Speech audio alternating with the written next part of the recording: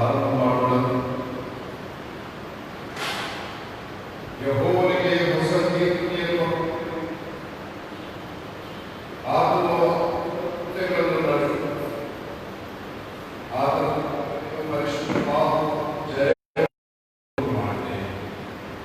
ನಮಗೆ ಆರಾಧನೆಯ ಆರಂಭವು ತಂದೆ, ಕುಮಾರ, ಪರಿಶುದ್ಧಾತ್ಮನೆಂಬ ತ್ರಯೇಕ ದೇವರ ನಾಮದಲ್ಲಿ ಉಂಟಾಗಲಿ. ಆಮೆನ್.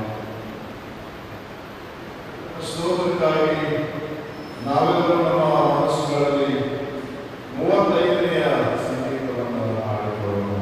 ಈವರೆಗೆ ದೇವರು ಸಹಾಯ ಮಾಡಿದ್ದಾನೆ. 35ನೇ ಸಂಗೀತ ನಾವೆಲ್ಲರೂ ಸೇರಿ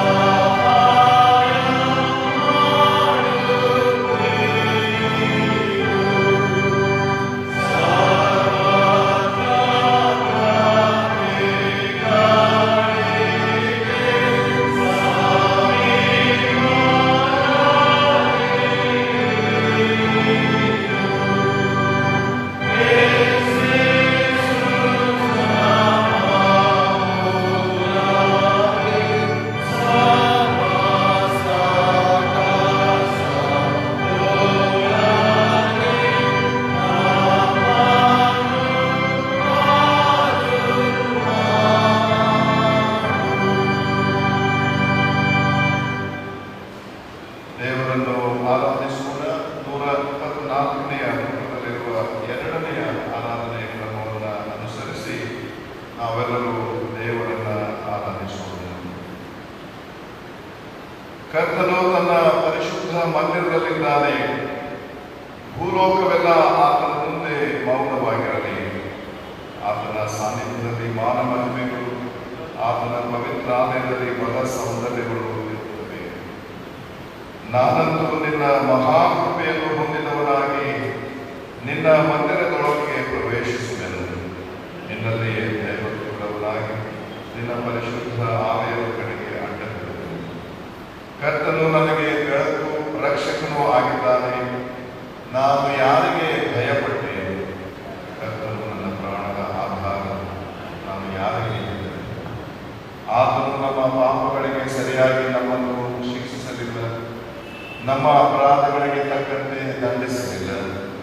ಭೂಮಿಯು ಆಕಾಶವು ಎಷ್ಟು ಉನ್ನತವೋ ಆತನಲ್ಲಿ ಭಯಭಕ್ತಿಯುಳ್ಳವರ ಮೇಲೆ ಆತನ ಕೃಪೆಯು ಅಷ್ಟು ಮಾಡುವೆ. ರಕ್ಷಣಾ ಪಾತ್ರೆ ತೆಗೆದುಕೊಂಡು ಕರ್ತನ ನಾಮವನ್ನು ಪ್ರಖ್ಯಾತಪಡಿಸು. ಕರ್ತನೇ ನನ್ನ ಶರಣನೇ, ನನ್ನ ವಿಮೋಚಕನೇ, ನನ್ನ ಮಾತುಗಳು, ನನ್ನ ಹೃದಯದ ಜ್ಞಾನವು ನಿನಗೆ ಸಮರ್ಪಕವಾಗಿರಲಿ. ಪ್ರಾರ್ಥನೆ ಮಾಡೋಣ. ಸರ್ವಶಕ್ತನಾದ ದೇವರೇ, ನಮ್ಮ ಕರ್ತನಾದ ಯೇಸು ಕ್ರಿಸ್ತನ ಮುಖಾಂತರ ನಮ್ಮ ಆರಾಧನೆಯನ್ನು, ಕೃತಜ್ಞತಾ ಸ್ತುತಿಯನ್ನು ನಿನಗೆ ಸಮರ್ಪಿಸಲು ನಿನ್ನ ಪಾದ ಸನ್ನಿಧಿಗೆ ಬಂದಿರುತ್ತೇವೆ. ನಾವು ನಮ್ಮ ಪಾಪಗಳನ್ನು ಯಥಾರ್ಥವಾಗಿ ಅರಿಕೆ ಮಾಡುವಂತೆಯೂ ನಮಗಾಗಿ ಮಾತ್ರವಲ್ಲದೆ ಬೇರೆಯವರಿಗಾಗಿ ಪ್ರಾರ್ಥಿಸುವಂತೆಯೂ ಸಹಾಯ ಮಾಡು. ನಿನ್ನ ಪವಿತ್ರ ವಾಕ್ಯವನ್ನು ಕೇಳಿ ನಿನ್ನ ಪ್ರೀತಿಯ ಮಹಾತಿಶಯವನ್ನು ಹೆಚ್ಚು ಹೆಚ್ಚಾಗಿ ಗ್ರಹಿಸುವಂತೆಯೂ ನಮ್ಮ ಜೀವಮಾನದಲ್ಲೆಲ್ಲ ನಿನ್ನ ಕೃಪೆಯ ಫಲಗಳನ್ನು ಕೊಡುತ್ತಾ ಬರುವಂತೆ ಅನುಗ್ರಹಿಸಬೇಕೆಂದು ನಮ್ಮ ಕರ್ತನಾದ ಯೇಸು ಕ್ರಿಸ್ತನ ಮುಖಾಂತರ ನಿನ್ನನ್ನು ಬೇಡಿಕೊಳ್ಳುತ್ತೇವೆ. ಆಮೇಲೆ ನಮ್ಮ ಆರಾಧನೆ ಕ್ರಮದಲ್ಲಿ ಒಂದು ಸ್ವಲ್ಪ ಬದಲಾವಣೆಯನ್ನು ನಾನು ಮಾಡ್ತಾ ಇದ್ದೇನೆ. ಇವತ್ತು ನಾವೆಲ್ಲರೂ ಎದ್ದು ನಿಂತುಕೊಂಡು 122ನೆಯ ಕೀರ್ತನೆಯನ್ನು ಉತ್ತರ ಪ್ರತ್ಯುತ್ತರವಾಗಿ ಓದಿಕೊಳ್ಳೋಣ. 122ನೆಯ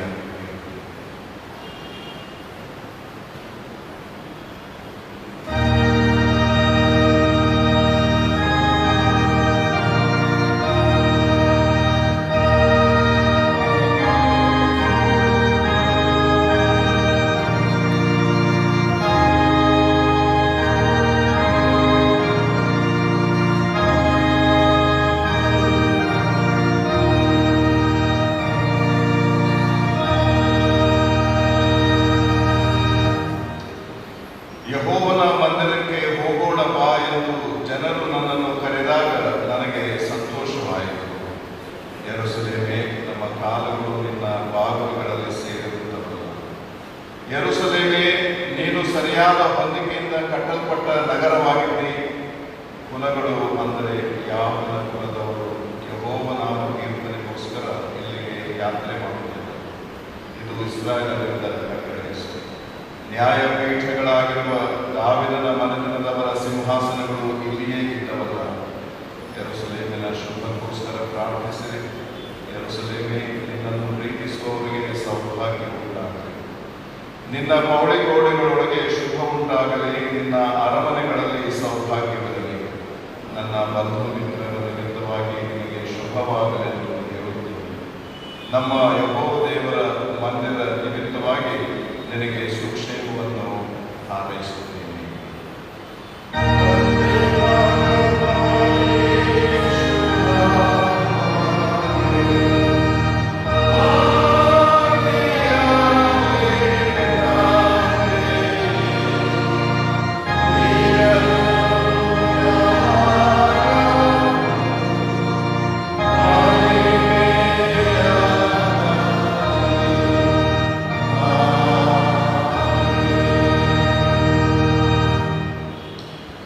ದೇವರ ಸನ್ನಿಧಾನದಲ್ಲಿ ಸ್ವಲ್ಪ ಸಮಯ ಮೌನವಾಗಿ ಕುಳಿತು ನಮ್ಮ ಪಾಪಗಳನ್ನು ನೆನಪು ಮಾಡಿಕೊಂಡು ಮೌನವಾಗೋಣ.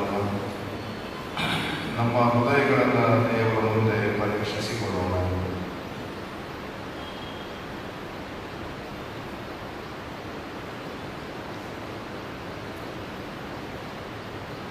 ಪುಟ ಸಂಖ್ಯೆ 127ರಲ್ಲಿರುವ 2ನೆಯ ಪಾಪದರಿಕೆಯ ಪ್ರಾರ್ಥನೆಯನ್ನು ನಾವು ನನ್ನನ್ನು ಅನುಸರಿಸುತ್ತಾ ಹೋಗಿರಬಹುದು.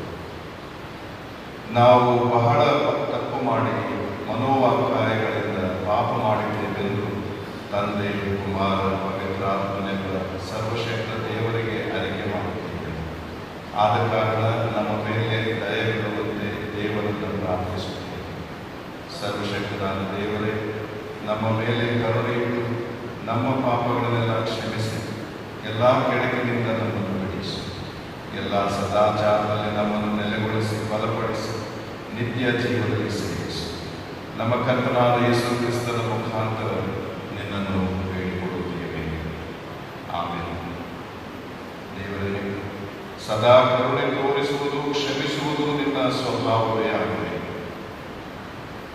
ನಮ್ಮ ಬಡಬಿನ್ನಹಗಳನ್ನು ಲಾಲಿಸಿ ನಮ್ಮ ಪಾಪಗಳ ಸಂಕೋಲೆಯಿಂದ ನಾವು ಬಂಧಿತರಾಗಿದ್ದರು ಕರುಣಾಸಾಗರನಾದ ನೀನು ನಮ್ಮ ಮಧ್ಯಸ್ಥರು ಸಹಾಯಕನೂ ಆಗಿರುವ ಯೇಸು ಕ್ರಿಸ್ತನ ಘನಕ್ಕಾಗಿ ನಮ್ಮನ್ನು ಬಿಡುಗಡೆ ಮಾಡಬೇಕೆಂದು ನಿನ್ನನ್ನು ಬೇಡಿಕೊಳ್ಳುತ್ತೇವೆ.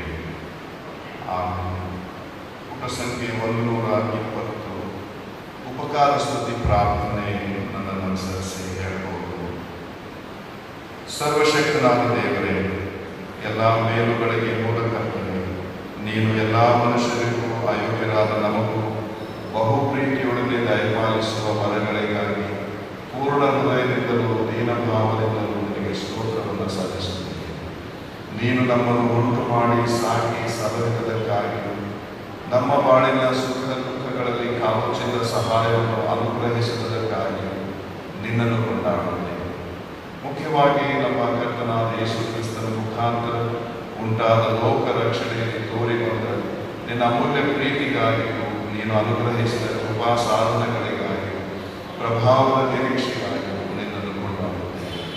ನೀನು ಮಾಡಿದ ಉಪಕಾರಗಳನ್ನೆಲ್ಲ ನಾವು ತಕ್ಕ ಹಾಗೆ ನೆನೆಸಿ ಕೃತಜ್ಞರಾಗಿದ್ದು ಮಾತಿನಿಂದ ಮಾತ್ರವಲ್ಲದೆ ಬಾಳಿನಿಂದಲೂ ನಿನ್ನನ್ನು ಸ್ತೋತ್ರ ಮಾಡುವಂತೆ ಅನುಗ್ರಹಿಸಿ. ನಾವು ನಮ್ಮ ದೇಹಾತ್ಮಗಳನ್ನು ನಿನ್ನ ಸೇವೆಗೆ ಪ್ರತಿಷ್ಠಿಸಿಕೊಂಡು ನಮ್ಮ ಜೀವಮಾನದಲ್ಲೆಲ್ಲ ನಿರ್ಮಲ ಚಿತ್ತದಿಂದಲೂ ನೀತಿಯಿಂದಲೂ ನಿನ್ನ ಮುಂದೆ ನಡೆದುಕೊಳ್ಳುವಂತೆ ದಯಮಾಡಬೇಕೆಂದು ನಮ್ಮ ಕರ್ತನಾದ ಯೇಸು ಕ್ರಿಸ್ತನ ಮುಖಾಂತರ ನಿನ್ನನ್ನು ಬೇಡಿಕೊಳ್ಳುತ್ತೇವೆ. ನಿನ್ನೊಂದಿಗೂ ಪವಿತ್ರಾತ್ಮನೊಂದಿಗೂ ಕೂಡಿರುವ ಆತನಿಗೆ ಸದಾಕಾಲವೂ ಮಾನ ಪ್ರಭಾವಗಳಿರಲಿ. ಆಮೇಲೆ ಪ್ರಾರ್ಥನೆ ಮಾಡೋಣ. ಸರ್ವಶಕ್ತನಾದ ದೇವರೇ, ನಾವು ಈ ಸಮಯದಲ್ಲಿ ಒಂದಾಗಿ ಸೇರಿ ನಮ್ಮ ಮೃದುವಾದ ವಿಜ್ಞಾಪನೆಗಳನ್ನು ನಿಮಗೆ ಸಲ್ಲಿಸುವಂತೆ ನೀನು ಕೃಪೆಯನ್ನು ಅನುಗ್ರಹಿಸಿ. 2-3 ನಿನ್ನ ಹೆಸರಿನಲ್ಲಿ ಕೂಡಿ ಬರುವಾಗೆಲ್ಲ ಅವರ ವಿಜ್ಞಾಪನೆಗಳನ್ನು ಕೇಳಿ ಅವರ ಮೊರೆಯನ್ನು ಆಲಿಸುವುದಾಗಿ ಅಭಯ ಕೊಟ್ಟಿದ್ದೇನೆ. ಕರ್ತನೆ, ನಿನ್ನ ಮಕ್ಕಳಾದ ನಮ್ಮ ಆಶೆಗಳನ್ನು ವಿಜ್ಞಾಪನೆಗಳನ್ನು ನಮ್ಮ ಪರಮಹಿತಕ್ಕೆ ತಕ್ಕಂತೆ ನೆರವೇರಿಸಿ ಈ ಲೋಕದಲ್ಲಿ ನಿನ್ನ ಸತ್ಯದ ತಿಳುವಳಿಕೆಯನ್ನು, ಮುಂದಣ ಲೋಕದಲ್ಲಿ ನಿತ್ಯ ಜೀವವನ್ನು ದಯಪಾಲಿಸು. ಆಮೆನ್.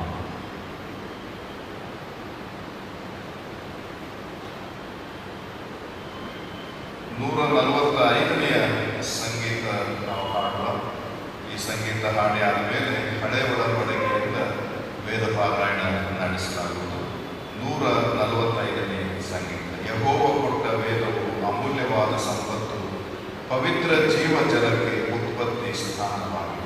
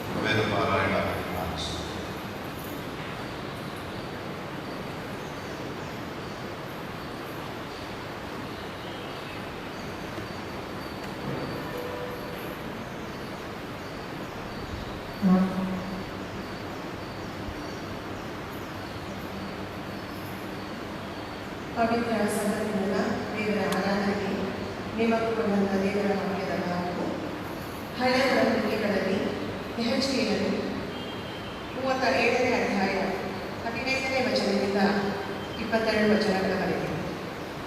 ಯೆಹೆಜ್ಕೇಲನ ಪ್ರವಾದನಾ ಗ್ರಂಥ 37ನೇ ಅಧ್ಯಾಯ 15ನೇ ವಚನದಿಂದ 22 ವಚನಗಳವರೆಗೆ.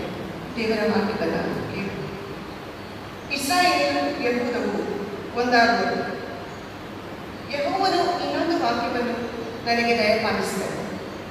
ನರಪುತ್ರನೇ, ನೀನು ಒಂದು ದಂಡವನ್ನು ತೆಗೆದು ಅದರಲ್ಲಿ ಯಹೂದಕ್ಕೆ ಸೇರಿದ ಇಸ್ರಾಯೇಲರು ಎಂದು ಬರೆದು, ಇನ್ನೊಂದು ದಂಡವನ್ನು ತೆಗೆದು ಅದರಲ್ಲಿ ಯೋಸೇಫಿನರು, ಎಫ್ರಾಯಿಮನರು, ಯೋಸೇಫಿಗೆ ಸೇರಿದ ಎಲ್ಲ ಇಸ್ರಾಯೇಲರು ಎಂದು ಬರೆ. ಆಮೇಲೆ ಅವು ನಿನ್ನ ಕೈಯಲ್ಲಿ ಒಂದಾಗುವಂತೆ ಅವೆರಡನ್ನು ಒಂದಕ್ಕೊಂದು ಉದ್ದವಾಗಿ ಸೇರಿಸಿರಿ. ನಿನ್ನ ಜನರು ಇದೇನು ನಮಗೆ ತಿಳಿಸುವುದಿಲ್ಲವೋ ಎಂದು ನಿನ್ನನ್ನು ಕೇಳುವಲ್ಲಿ ನೀನು ಅವರಿಗೆ, ಕರ್ತನಾದ ಯೆಹೋವನು ಇಂತೆನ್ನುತ್ತಾನೆ, ಇಗೋ, ಎಫ್ರಾಯೀಮು ಹಿಡಿದಿರುವ ದಂಡವನ್ನು, ಅಂದರೆ ಯೋಸೇಫಿನ ಮತ್ತು ಯೋಸೇಫಿಗೆ ಸೇರಿದ ಇಸ್ರಾಯೇಲ್ ಕುಲಗಳ ದಂಡವನ್ನು ನಾನು ತೆಗೆದು ಯೆಹೂದದ ದಂಡಕ್ಕೆ ಉದ್ದವಾಗಿ ಸೇರಿಸಿ ಅವೆರಡನ್ನು ನನ್ನ ಕೈಯಲ್ಲಿ ಒಂದೇ ದಂಡವಾಗಿ ನೀಡುವೆನು ಎಂಬುದನ್ನು ಹೇಳುವಾಗ ನೀವು ಹೆಸರು ಬರೆದಿರುವ ದಂಡಗಳು ಅವರ ಕಣ್ಣೆದುರಿಗೆ ಇಲ್ಲ ಕೈಯೆದಿರೆ. ಇದನ್ನು ಅವರಿಗೆ ನುಡಿ, ಕರ್ತನಾದ ಯೆಹೋವನು ಇಂತೆನ್ನುತ್ತಾನೆ, ಇಗೋ, ಇಸ್ರಾಯೇಲ್ಯರು ವಶವಾಗಿರುವ ಜನಾಂಗಗಳ ಒಳಗಿಂದ ನಾನು ಅವರನ್ನು ಉದ್ಧರಿಸಿ ಎಲ್ಲ ಕಡೆಯಿಂದಲೂ ಒಟ್ಟುಗೂಡಿಸಿ ಸ್ವದೇಶಕ್ಕೆ ಕರೆತಂದು ಅಲ್ಲಿ ಇಸ್ರಾಯೇಲಿನ ಪರ್ವತಗಳ ಮೇಲೆ ಒಂದೇ ಜನಾಂಗವನ್ನಾಗಿ ಮಾಡುವೆನು. ಒಬ್ಬನೇ ಅವರೆಲ್ಲರಿಗೂ ರಾಜನಾಗಿರುವನು. ಅವರು ಇನ್ನೆಂದಿಗೂ ಎರಡು ಜನಾಂಗದವರಾಗಿಯೂ ಭಿನ್ನ ರಾಜ್ಯದವರಾಗಿಯೂ ಇರಲು ಎಂಬುದು.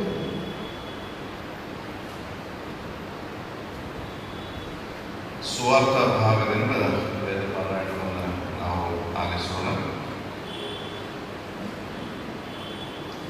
ನಾವೆಲ್ಲರೂ ಸುವಾರ್ಥ ಭಾಗ ಓದುವಾಗ ಎಚ್ಚರಿಸಿಕೊಳ್ಳೋಣ.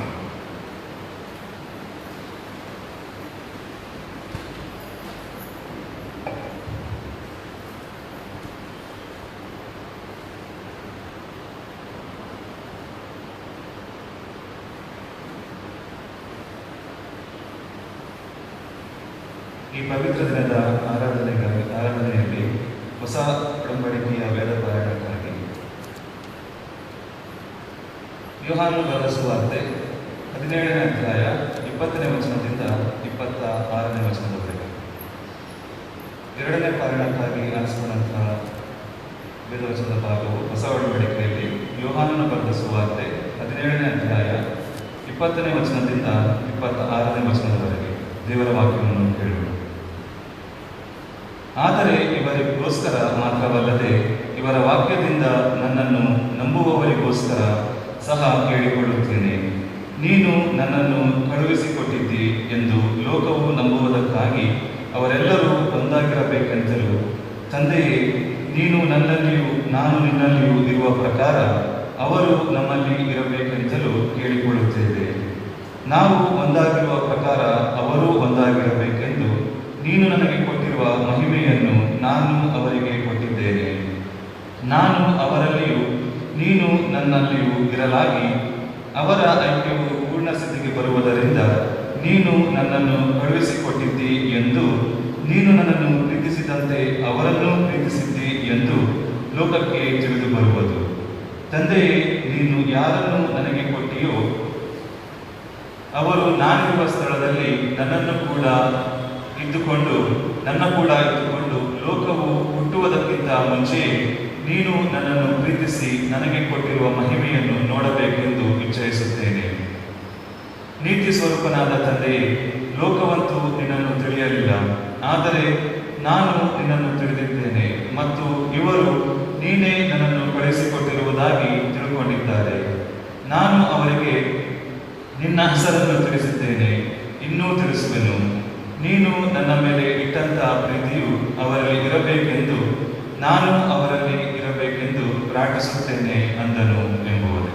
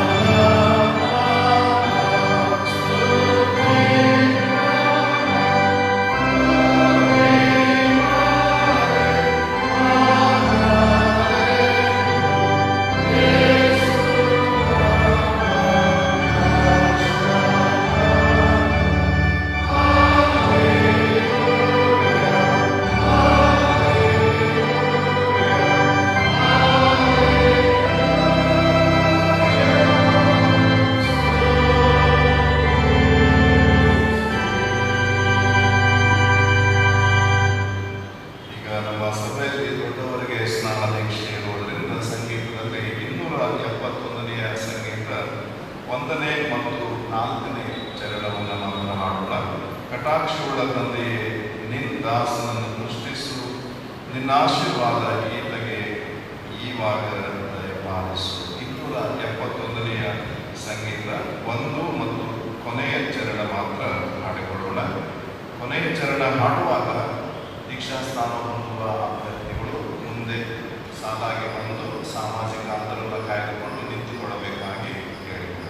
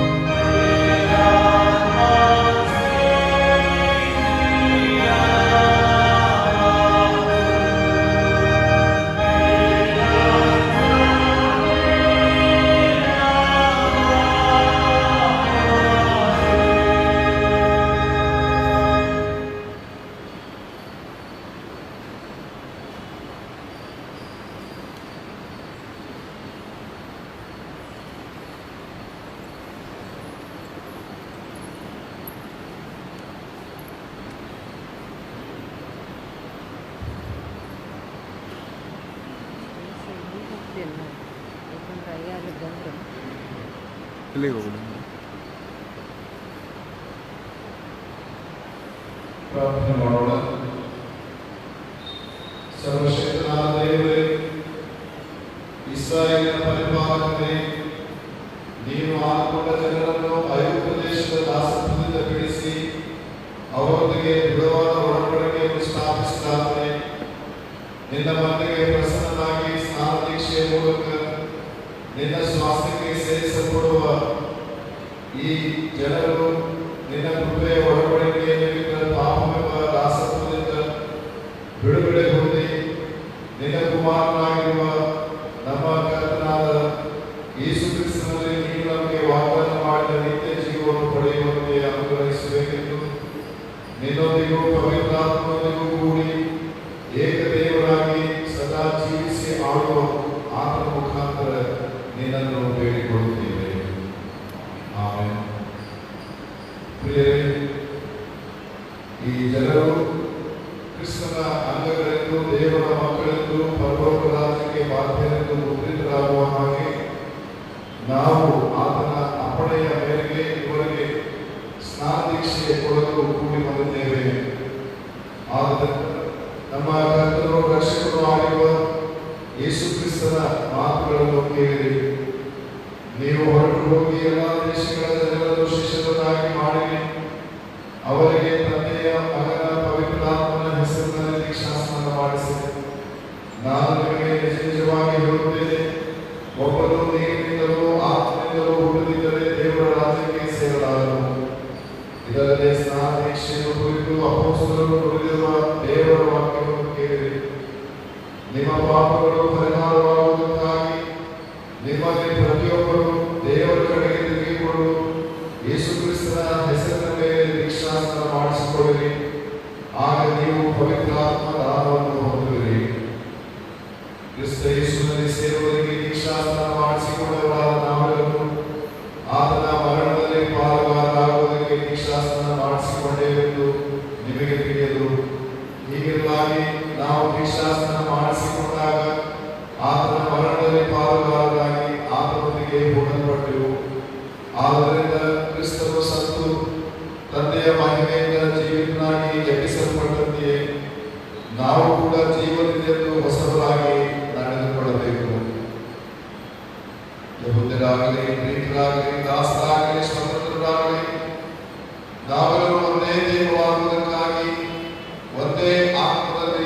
ದೀಕ್ಷಾ ಸ್ನಾನ ಮಾಡಿಸಿಕೊಂಡು ಒಂದೇ ಆತ್ಮ ನಮ್ಮೆಲ್ಲರಿಗೂ ಪಾನವಾಗಿ ಕೊಡಲ್ಪಟ್ಟಿತು.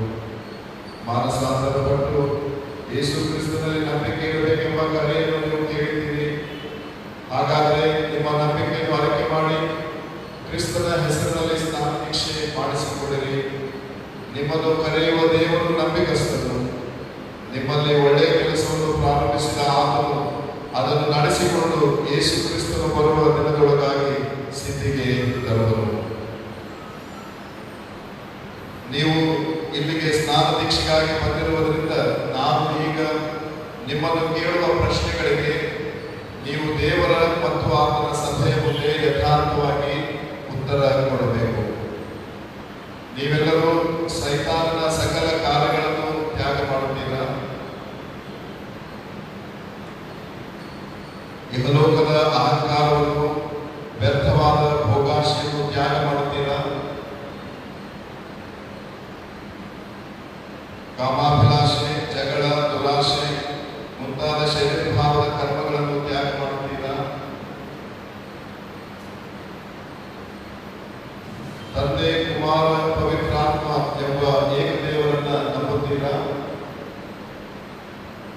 ಹಾಗಾದರೆ ಈ ಮಕ್ಕಳೊಂದಿಗೆ ನಾವೆಲ್ಲರೂ ಸೇರಿಕೊಂಡು ಒಂದೇ ಮನಸ್ಸಾಗಿ ಅಪೋಸ್ತೋಲಿಕ ವಿಶ್ವಾಸ ಪ್ರಮಾಣವನ್ನು ಪೂಜ್ಯ ಭಾವದಿಂದ ಅರಿಕೆ ಮಾಡೋಣ. ಪುಟ ಸಂಖ್ಯೆ 138. ಪರಲೋಕ ಭೂಲೋಕಗಳನ್ನು ಸೃಷ್ಟಿಸಿದ ಸರ್ವಶಕ್ತನಾಗಿರುವ ತಂದೆಯಾದ ದೇವರನ್ನು ನಂಬುತ್ತೇನೆ. ಆತನ ಏಕಕುಮಾರನಾಗಿರುವ ನಮ್ಮ ಪ್ರಭುವಾದ ಯೇಸು ಕ್ರಿಸ್ತನನ್ನು ನಂಬುತ್ತೇನೆ.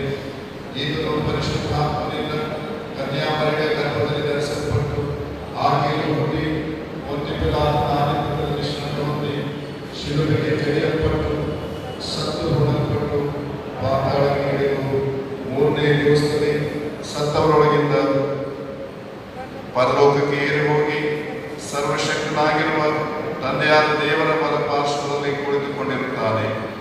ಈತನು ಅಲ್ಲಿಂದ ಬಂದು ಬದುಕಿರುವವರಿಗೂ ಸತ್ತವರಿಗೂ ನ್ಯಾಯ ತೀರಿಸುವುದು ಎಂಬುದನ್ನು ನಂಬುತ್ತೇನೆ. ನಾನು ಪರಿಶುದ್ಧಾತ್ಮ ನಂಬುತ್ತೇನೆ. ಒಂದೇ ಪರಿಶುದ್ಧ ಕ್ರೈಸ್ತ ಸಭೆಯು, ಭಕ್ತರ ಅನ್ಯೋನ್ಯತೆಯು, ಪಾಪದ ಪರಿಹಾರವು, ದೇಹದ ಪುನರುತ್ಥಾನವು, ನಿತ್ಯ ಜೀವವು ಉಂಟೆಂಬುದನ್ನು ನಂಬುತ್ತೇವೆ. ಆಮೇಲೆ ಹೀಗೆ ನಂಬುವರಾಗಿ ಸ್ನಾನ ದೀಕ್ಷೆ ಹೊಂದಲು ನಿಮಗೆ ಮನಸ್ಸುಂಟೋ? ದೇವರ ಪವಿತ್ರ ಚಿತ್ತವನ್ನು, ಧರ್ಮ ವಿಧಿಗಳನ್ನು ಪಾಲಿಸಿ ನಿಮ್ಮ ಜೀವಿತ ಕಾಲದಲ್ಲೆಲ್ಲ ಅವುಗಳಿಗೆ ಸರಿಯಾಗಿ ನಡೆದುಕೊಳ್ಳುತ್ತೀರಾ? ನೀವು ಕ್ರಿಸ್ತನ ಬೋಧನೆಯನ್ನು ಅನುಸರಿಸಿ ಆತನ ಮಕ್ಕಳಾಗಿ ಜೀವಿತ ಕಾಲವೆಲ್ಲ ಆತನ ಮಹಿಮೆಗೋಸ್ಕರ ಬಾಳುತ್ತೀರಾ? ಅಹಂಕಾರ, ಕಲಹ, ಪಾಪಾಶೆಗಳನ್ನು ಹುಟ್ಟಿಸುವ ದುರಾತ್ಮವು ಇನ್ನು ಮೇಲೆ ಎಂದಿಗೂ ನಿಮ್ಮನ್ನು ಆಳದಂತೆ ಸರ್ವಶಕ್ತನಾದ ದೇವರು ಅನುಗ್ರಹಿಸಲಿ. ಕ್ರಿಸ್ತನು ತನ್ನ ಅಮೂಲ್ಯ ರಕ್ತದಿಂದ ನಿಮ್ಮನ್ನು ಕೊಂಡುಕೊಂಡಿದ್ದಾನೆ. ನಿಮಗೆ ಆಗುವ ಸ್ನಾನ ದೀಕ್ಷೆಯಲ್ಲಿ ಆತನು ನಿಮ್ಮನ್ನು ಅಂಧಕಾರದ ದೊರೆತನದಿಂದ ಬಿಡಿಸಿ ಬೆಳಕಿನ ಮಕ್ಕಳನ್ನಾಗಿ ಅಂಗೀಕರಿಸುತ್ತಾನೆ. ದೇವರ ಸ್ವರವನ್ನು ಕೇಳಲು ನಿಮ್ಮ ಕಿವಿಗಳು ತೆರೆದಿರಲಿ. ಸದಾ ಜೀವಿಸಿ ಆಳುವ ತಂದೆ, ಕುಮಾರ, ಪವಿತ್ರಾತ್ಮನಾಗಿರುವ ಏಕದೇವರಿಗೆ ನಿಮ್ಮಿಂದ ಸ್ತೋತ್ರ ಉಂಟಾಗಲಿ. ಆಮೇಲೆ ಸ್ನಾನ ದೀಕ್ಷೆ ಹೊಂದುವವರಿಗೆ ದೇವರ ಕೃಪಾವರವು ಪರಿಪೂರ್ಣವಾಗಿ ದೊರೆಯುವಂತೆ ನಾವು ಕುಳಿತುಕೊಂಡು ಮೌನವಾಗಿ ಪ್ರಾರ್ಥನೆ ಮಾಡೋಣ. ಕರ್ತನು ನಿಮ್ಮೊಂದಿಗಿರಲಿ, ನನ್ನೊಂದಿಗೂ ಇರಲಿ. ದೇವರಾದ ಕರ್ತನೇ, ಪರಮ ತಂದೆಯೇ, ಸರ್ವ ವಸ್ತುಗಳನ್ನು ಉಂಟು ಮಾಡಿ ಅವುಗಳಲ್ಲಿ ನಮಗೆ ನೀರನ್ನು ಒದಗಿಸಿಕೊಟ್ಟಾತನೇ, ಸ್ತುತ್ಯನು ನೀನು. ಕರ್ತನೇ, ನಿನಗೆ ಸ್ತೋತ್ರ. ಪುಟ ಸಂಖ್ಯೆ 140. ಕರ್ತನಾದ ಯೇಸು ಕ್ರಿಸ್ತನೇ, ದೇವರ ಏಕಕುಮಾರನೇ, ಯೋರ್ದನ್ ಹೊಳೆಯಲ್ಲಿ ಸ್ನಾನ ದೀಕ್ಷೆ ಮಾಡಿಸಿಕೊಂಡುದಲ್ಲದೆ ಮರಣ ಹೊಂದಿ ಎದ್ದು ಬಂದಿರುವ ಆತನೇ, ಸ್ತುತ್ಯನು ನೀನು. ಕರ್ತನೇ, ನಿನಗೆ ಸ್ತೋತ್ರ. ಕರ್ತನಾದ ಪವಿತ್ರಾತ್ಮನೇ, ಯೇಸು ಕ್ರಿಸ್ತನ ಮೇಲೆಯೂ ಸಭೆಯ ಮೇಲೆಯೂ ಇಳಿದು ಬಂದಾತನೇ, ಸ್ತುತ್ಯನು ನೀನು. ಕರ್ತನೇ, ನಿನಗೆ ಸ್ತೋತ್ರ. ದೇವರೇ, ನಿನ್ನ ತ್ರಯೇಕ ನಾಮವನ್ನು ಹೇಳಿಕೊಂಡು ಬೇಡುವ ನಮ್ಮ ಸಂಗಡ ನೀನು ಇದ್ದು ಈ ನೀರನ್ನು ಆಶೀರ್ವದಿಸು. ಇದು ಪಾಪ ವಿಶುದ್ಧಿಯ ಸಂಕೇತವಾಗುವಂತೆಯೂ ಇದರಲ್ಲಿ ಸ್ನಾನ ದೀಕ್ಷೆ ಹೊಂದುವವರು ನಿತ್ಯ ಜೀವಕ್ಕಾಗಿ ಹೊಸದಾಗಿ ಹುಟ್ಟುವಂತೆಯೂ ಅನುಗ್ರಹಿಸು. ಕರ್ತನೇ, ನಮ್ಮ ಪ್ರಾರ್ಥನೆಯನ್ನು ಕೇಳು. ಇವರಿಗೆ ನಿನ್ನ ಪವಿತ್ರಾತ್ಮ ದಾನ ಮಾಡಿ ಇವರು ಸಭೆಯೆಂಬ ಒಂದೇ ದೇಹದಲ್ಲಿ ಸೇರುವುದಕ್ಕಾಗಿ ಸ್ನಾನ ದೀಕ್ಷೆ ಹೊಂದಿ ನೀನು ಆದುಕೊಂಡ ಭಕ್ತ ಮಂಡಳಿಯಲ್ಲಿ ಸದಾ ನೆಲೆಗೊಂಡಿರುವಂತೆ ದಯಪಾಲಿಸು. ಕರ್ತನೇ, ನಮ್ಮ ಪ್ರಾರ್ಥನೆಯನ್ನು ಕೇಳು. ಇವರು ಕ್ರಿಸ್ತನ ಮರಣ ಪುನರುತ್ಥಾನಗಳಲ್ಲಿ ಆತನೊಂದಿಗೆ ಐಕ್ಯವಾಗಿ ಪಾಪದ ಪಾಲಿಗೆ ಸಾಯುವಂತೆಯೂ ನೀತಿಯ ಪಾಲಿಗೆ ಜೀವಿಸುವಂತೆಯೂ ದಯಪಾಲಿಸು. ಕರ್ತನೇ, ನಮ್ಮ ಪ್ರಾರ್ಥನೆಯನ್ನು ಕೇಳು. ಇವರು ಪೂರ್ವ ಸ್ವಭಾವವನ್ನು ತೆಗೆದು ಕ್ರಿಸ್ತ ಯೇಸುವಿನಲ್ಲಿ ನೂತನ ಸೃಷ್ಟಿಯಾಗುವಂತೆ ದಯಪಾಲಿಸು. ಕರ್ತನೇ, ನಮ್ಮ ಪ್ರಾರ್ಥನೆಯನ್ನು ಕೇಳು. ಇವರನ್ನು ಕತ್ತಲೆಯಿಂದ ಬಿಡಿಸಿ ಬೆಳಕಿಗೆ ನಡೆಸು. ಮರಣಾವಸ್ಥೆಯಿಂದ ಬಿಡಿಸಿ ನಿತ್ಯ ಜೀವಕ್ಕೆ ಸೇರಿಸು. ಕರ್ತನೇ, ನಮ್ಮ ಪ್ರಾರ್ಥನೆಯನ್ನು ಕೇಳು. ಒಬ್ಬೊಬ್ಬರಾಗಿ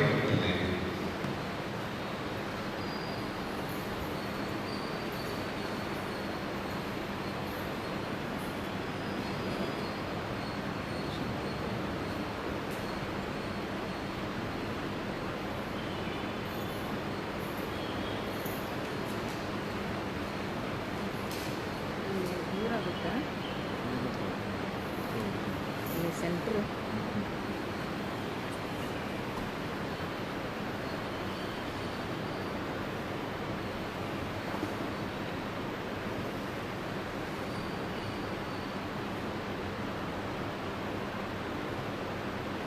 ವಿಜಯ್, ತಂದೆ, ಕುಮಾರ, ಪವಿತ್ರಾತ್ಮನ ನಾಮದಲ್ಲಿ ನಾನು ನಿನಗೆ ಸ್ನಾನ ದೀಕ್ಷೆ ಕೊಡುತ್ತೇನೆ. ಆಮೇಲೆ ವಿಜಯ್ ಈತನನ್ನು ಕ್ರಿಸ್ತನ ಮಂದೆಯಾಗಿರುವ ಸಭೆಯಲ್ಲಿ ಸೇರಿಸಿಕೊಂಡಿದ್ದೇವೆ ಮತ್ತು ಶಿಲುಬೆಯ ಗುರುತಿನಿಂದ ಈತನನ್ನು ಮುದ್ರಿಸುತ್ತೇವೆ. ಶಿಲುಬೆಗೆ ಹಾಕಿಸಿಕೊಂಡ ಕ್ರಿಸ್ತನ ಮತಸ್ಥರೆಂದು ಈತನು ಒಪ್ಪಿಕೊಳ್ಳುವುದಕ್ಕೆ ಎಂದಿಗೂ ನಾಚಿಕೆ ಪಡದೆ ಜೀವಾಂತ್ಯದವರೆಗೂ ಕ್ರಿಸ್ತನ ನಂಬಿಕೆಯುಳ್ಳ ದಾಸನಾಗಿರಲಿ. ಆಮೇಲೆ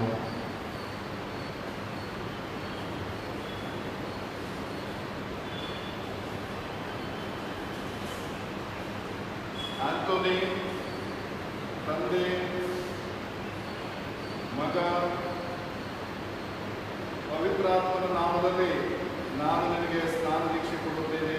ಆಮೇಲೆ ಆಂಟೋನಿ, ಕ್ರಿಸ್ತನ ಮಧ್ಯೆಯಾಗಿರುವ ಸಭೆಯಲ್ಲಿ ಈತನನ್ನು ಸೇರಿಸಿಕೊಂಡಿದ್ದೇವೆ.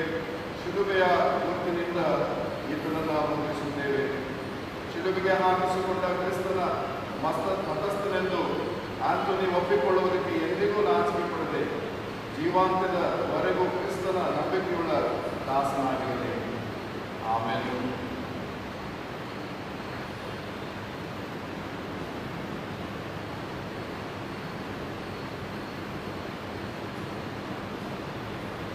ಅಜಯ್, ತಂದೆ, ಮಗ, ಪವಿತ್ರಾತ್ಮನ ನಾಮದಲ್ಲಿ ನಾನು ನಿನಗೆ ಸ್ನಾನ ದೀಕ್ಷೆ ಮಾಡಿಸುತ್ತೇನೆ. ಆಮೇಲೆ ಅಜಯ್ ಎಂಬಾತನನ್ನು ಕ್ರಿಸ್ತನ ಮಂದೆಯಾಗಿರುವ ಸಭೆಯಲ್ಲಿ ಸೇರಿಸಿಕೊಂಡಿದ್ದೇವೆ. ಈತನನ್ನು ಶಿಲುಬೆಯ ಗುರುತಿನಿಂದ ಮುದ್ರಿಸುತ್ತೇವೆ. ಶಿಲುಬೆಗೆ ಹಾಕಿಸಿಕೊಂಡ ಕ್ರಿಸ್ತನ ಮತಸ್ಥನೆಂದು ಅಜಯ್ ಒಪ್ಪಿಕೊಳ್ಳುವುದಕ್ಕೆ ಎಂದಿಗೂ ನಾಚಿಕೆ ಪಡದೆ ಜೀವಾಂತ್ಯದವರೆಗೂ ಕ್ರಿಸ್ತನ ನಂಬಿಕೆಯುಳ್ಳ ದಾಸನಾಗಿರಲಿ. ಆಮೇಲೆ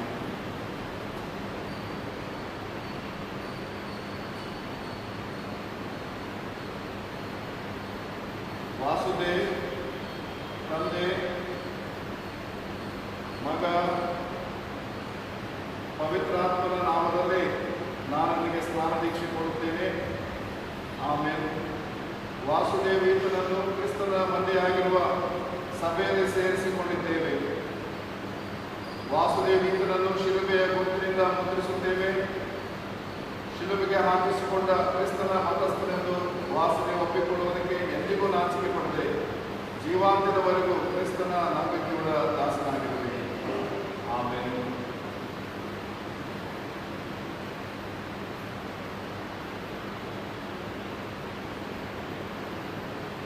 ಡೇವಿಡ್, ತಂದೆ, ಮಗ, ಪವಿತ್ರಾತ್ಮನ ನಾಮದಲ್ಲಿ ನಾನು ನಿನಗೆ ಇವಳನ್ನು ಕ್ರಿಸ್ತನ ಮಂದೆಯಾಗಿರುವ ಸಭೆಯಲ್ಲಿ ಸೇರಿಸಿಕೊಂಡಿದ್ದೇವೆ ಮತ್ತು ಡೇವಿಡ್ನನ್ನು ಶಿಲುಬೆಯ ಗುರುತಿನಿಂದ ಮುದ್ರಿಸುತ್ತೇವೆ. ಶಿಲುಬೆಗೆ ಹಾಕಿಸಿಕೊಂಡ ಕ್ರಿಸ್ತನ ಮತಸ್ಥರೆಂದು ಡೇವಿಡ್ ಒಪ್ಪಿಕೊಳ್ಳುವುದಕ್ಕೆ ಎಂದಿಗೂ ನಾಚಿಕೆ ಪಡದೆ ಜೀವಾಂತ್ಯದವರೆಗೂ ಕ್ರಿಸ್ತನ ನಂಬಿಕೆಯುಳ್ಳ ದಾಸನಾಗಿರಲಿ. ಆಮೆನ್.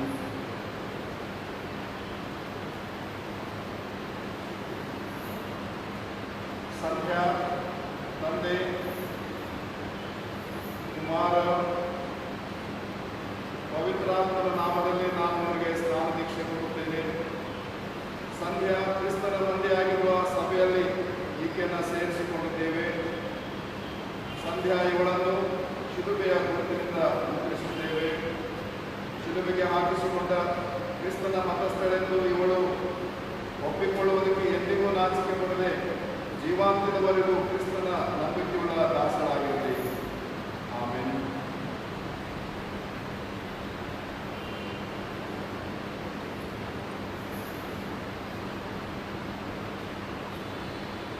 ಲಕ್ಷ್ಮೀ, ದೀನಾ, ತಂದೆ, ಮಗ,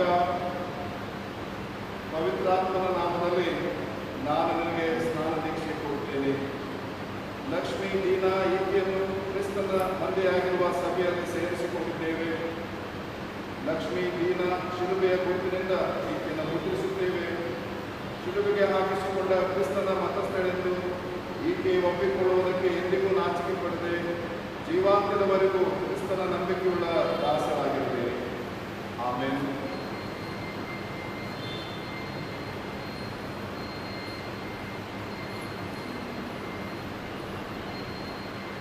ಮೇಘನ, ತಂದೆ, ಕುಮಾರ, ಪವಿತ್ರಾತ್ಮನ ನಾಮದಲ್ಲಿ ನಾನು ನಿನಗೆ ಸ್ನಾನ ದೀಕ್ಷೆ ಕೊಡುತ್ತೇನೆ. ಮೇಘನ ಎಂಬಾಕೆಯನ್ನು ಕ್ರಿಸ್ತನ ಮಂದೆಯಾಗಿರುವ ಸಭೆಯಲ್ಲಿ ಸೇರಿಸಿಕೊಂಡಿದ್ದೇವೆ.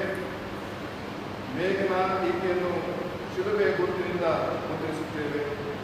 ಶಿಲುಬೆಗೆ ಹಾಕಿಸಿಕೊಂಡ ಕ್ರಿಸ್ತನ ಮತಸ್ಥಳೆಂದು ಇವಳು ಒಪ್ಪಿಕೊಳ್ಳುವುದಕ್ಕೆ ಎಂದಿಗೂ ನಾಚಿಕೆ ಪಡದೆ ಜೀವಾಂತ್ಯದವರೆಗೂ ಕ್ರಿಸ್ತನ ನಂಬಿಕೆಯುಳ್ಳ ದಾಸರಾಗಿರಲಿ. ಆಮೆನ್.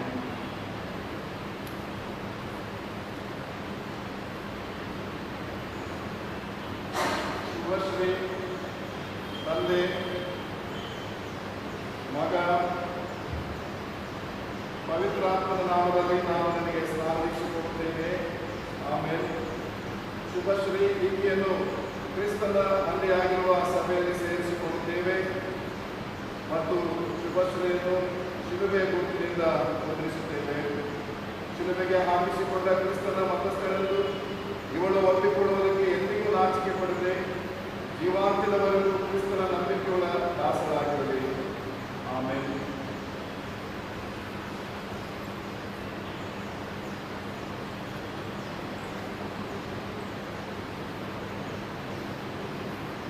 ಸುಮಾ, ತಂದೆ, ಮಗ, ಪವಿತ್ರಾತ್ಮನ ನಾಮದಲ್ಲಿ ನಾನು ನನಗೆ ಸ್ನಾನ ದೀಕ್ಷೆ ಕೊಡುತ್ತೇನೆ. ಸುಮಾ ಇವಳನ್ನು ಕ್ರಿಸ್ತನ ಮಂದೆಯಾಗಿರುವ ಸಭೆಯಲ್ಲಿ ಸೇರಿಸಿಕೊಂಡಿದ್ದೇವೆ. ಸುಮಾ ಈಕೆಯನ್ನು ಶಿಲುಬೆಯ ಗುರುತಿನಿಂದ ಮುದ್ರಿಸುತ್ತೇವೆ.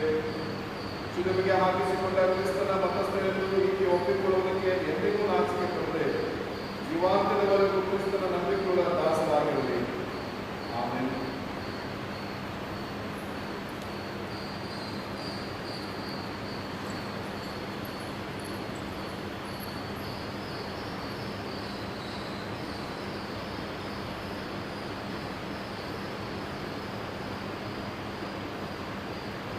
ಅಪೇಕ್ಷಾ, ತಂದೆ, ಮಗ, ಪವಿತ್ರಾತ್ಮನ ನಾಮದಲ್ಲಿ ನಾನು ನನಗೆ ಸ್ನಾನ ದೀಕ್ಷೆ ಕೊಡುತ್ತೇನೆ. ಅಪೇಕ್ಷಾ ಎಂಬ ಈಕೆಯನ್ನು ಕ್ರಿಸ್ತನ ಮಂದೆಯಾಗಿರುವ ಸಭೆಯಲ್ಲಿ ಸೇರಿಸಿಕೊಂಡಿದ್ದೇವೆ. ಅಪೇಕ್ಷೆ ಎಂಬ ಈಕೆಯನ್ನು ಶಿಲುಬೆಯ ಗುರುತಿನಿಂದ ಮುದ್ರಿಸುತ್ತೇವೆ. ಶಿಲುಬೆಗೆ ಹಾಕಿಸಿಕೊಂಡ ಕ್ರಿಸ್ತನ ಮತಸ್ಥಳೆಂದು ಇವಳು ಒಪ್ಪಿಕೊಳ್ಳುವುದಕ್ಕೆ ಎಂದಿಗೂ ನಾಚಿಕೆ ಪಡದೆ ಜೀವಾಂತ್ಯದವರೆಗೂ ಕ್ರಿಸ್ತನ ನಂಬಿಕೆಯುಳ್ಳ ದಾಸರಾಗಿರಲಿ. ಆಮೆನ್.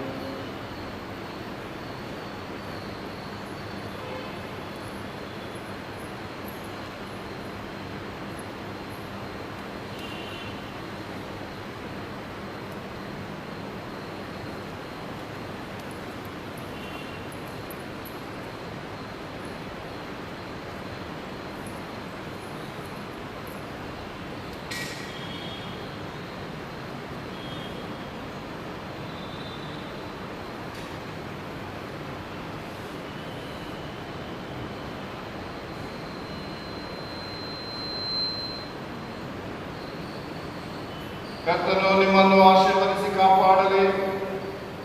ಕರ್ತನು ಪ್ರಸನ್ನ ಮುಖದಿಂದ ನಿಮ್ಮನ್ನು ನೋಡಿ ನಿಮ್ಮ ಮೇಲೆ ದಯವಿಡಲಿ. ಕರ್ತನು ನಿಮ್ಮ ಮೇಲೆ ಕೃಪಾ ಕಟಾಕ್ಷವಿಟ್ಟು ನಿಮಗೆ ಶಾಂತಿಯನ್ನು ಅನುಗ್ರಹಿಸಲಿ. ಆಮೇಲೆ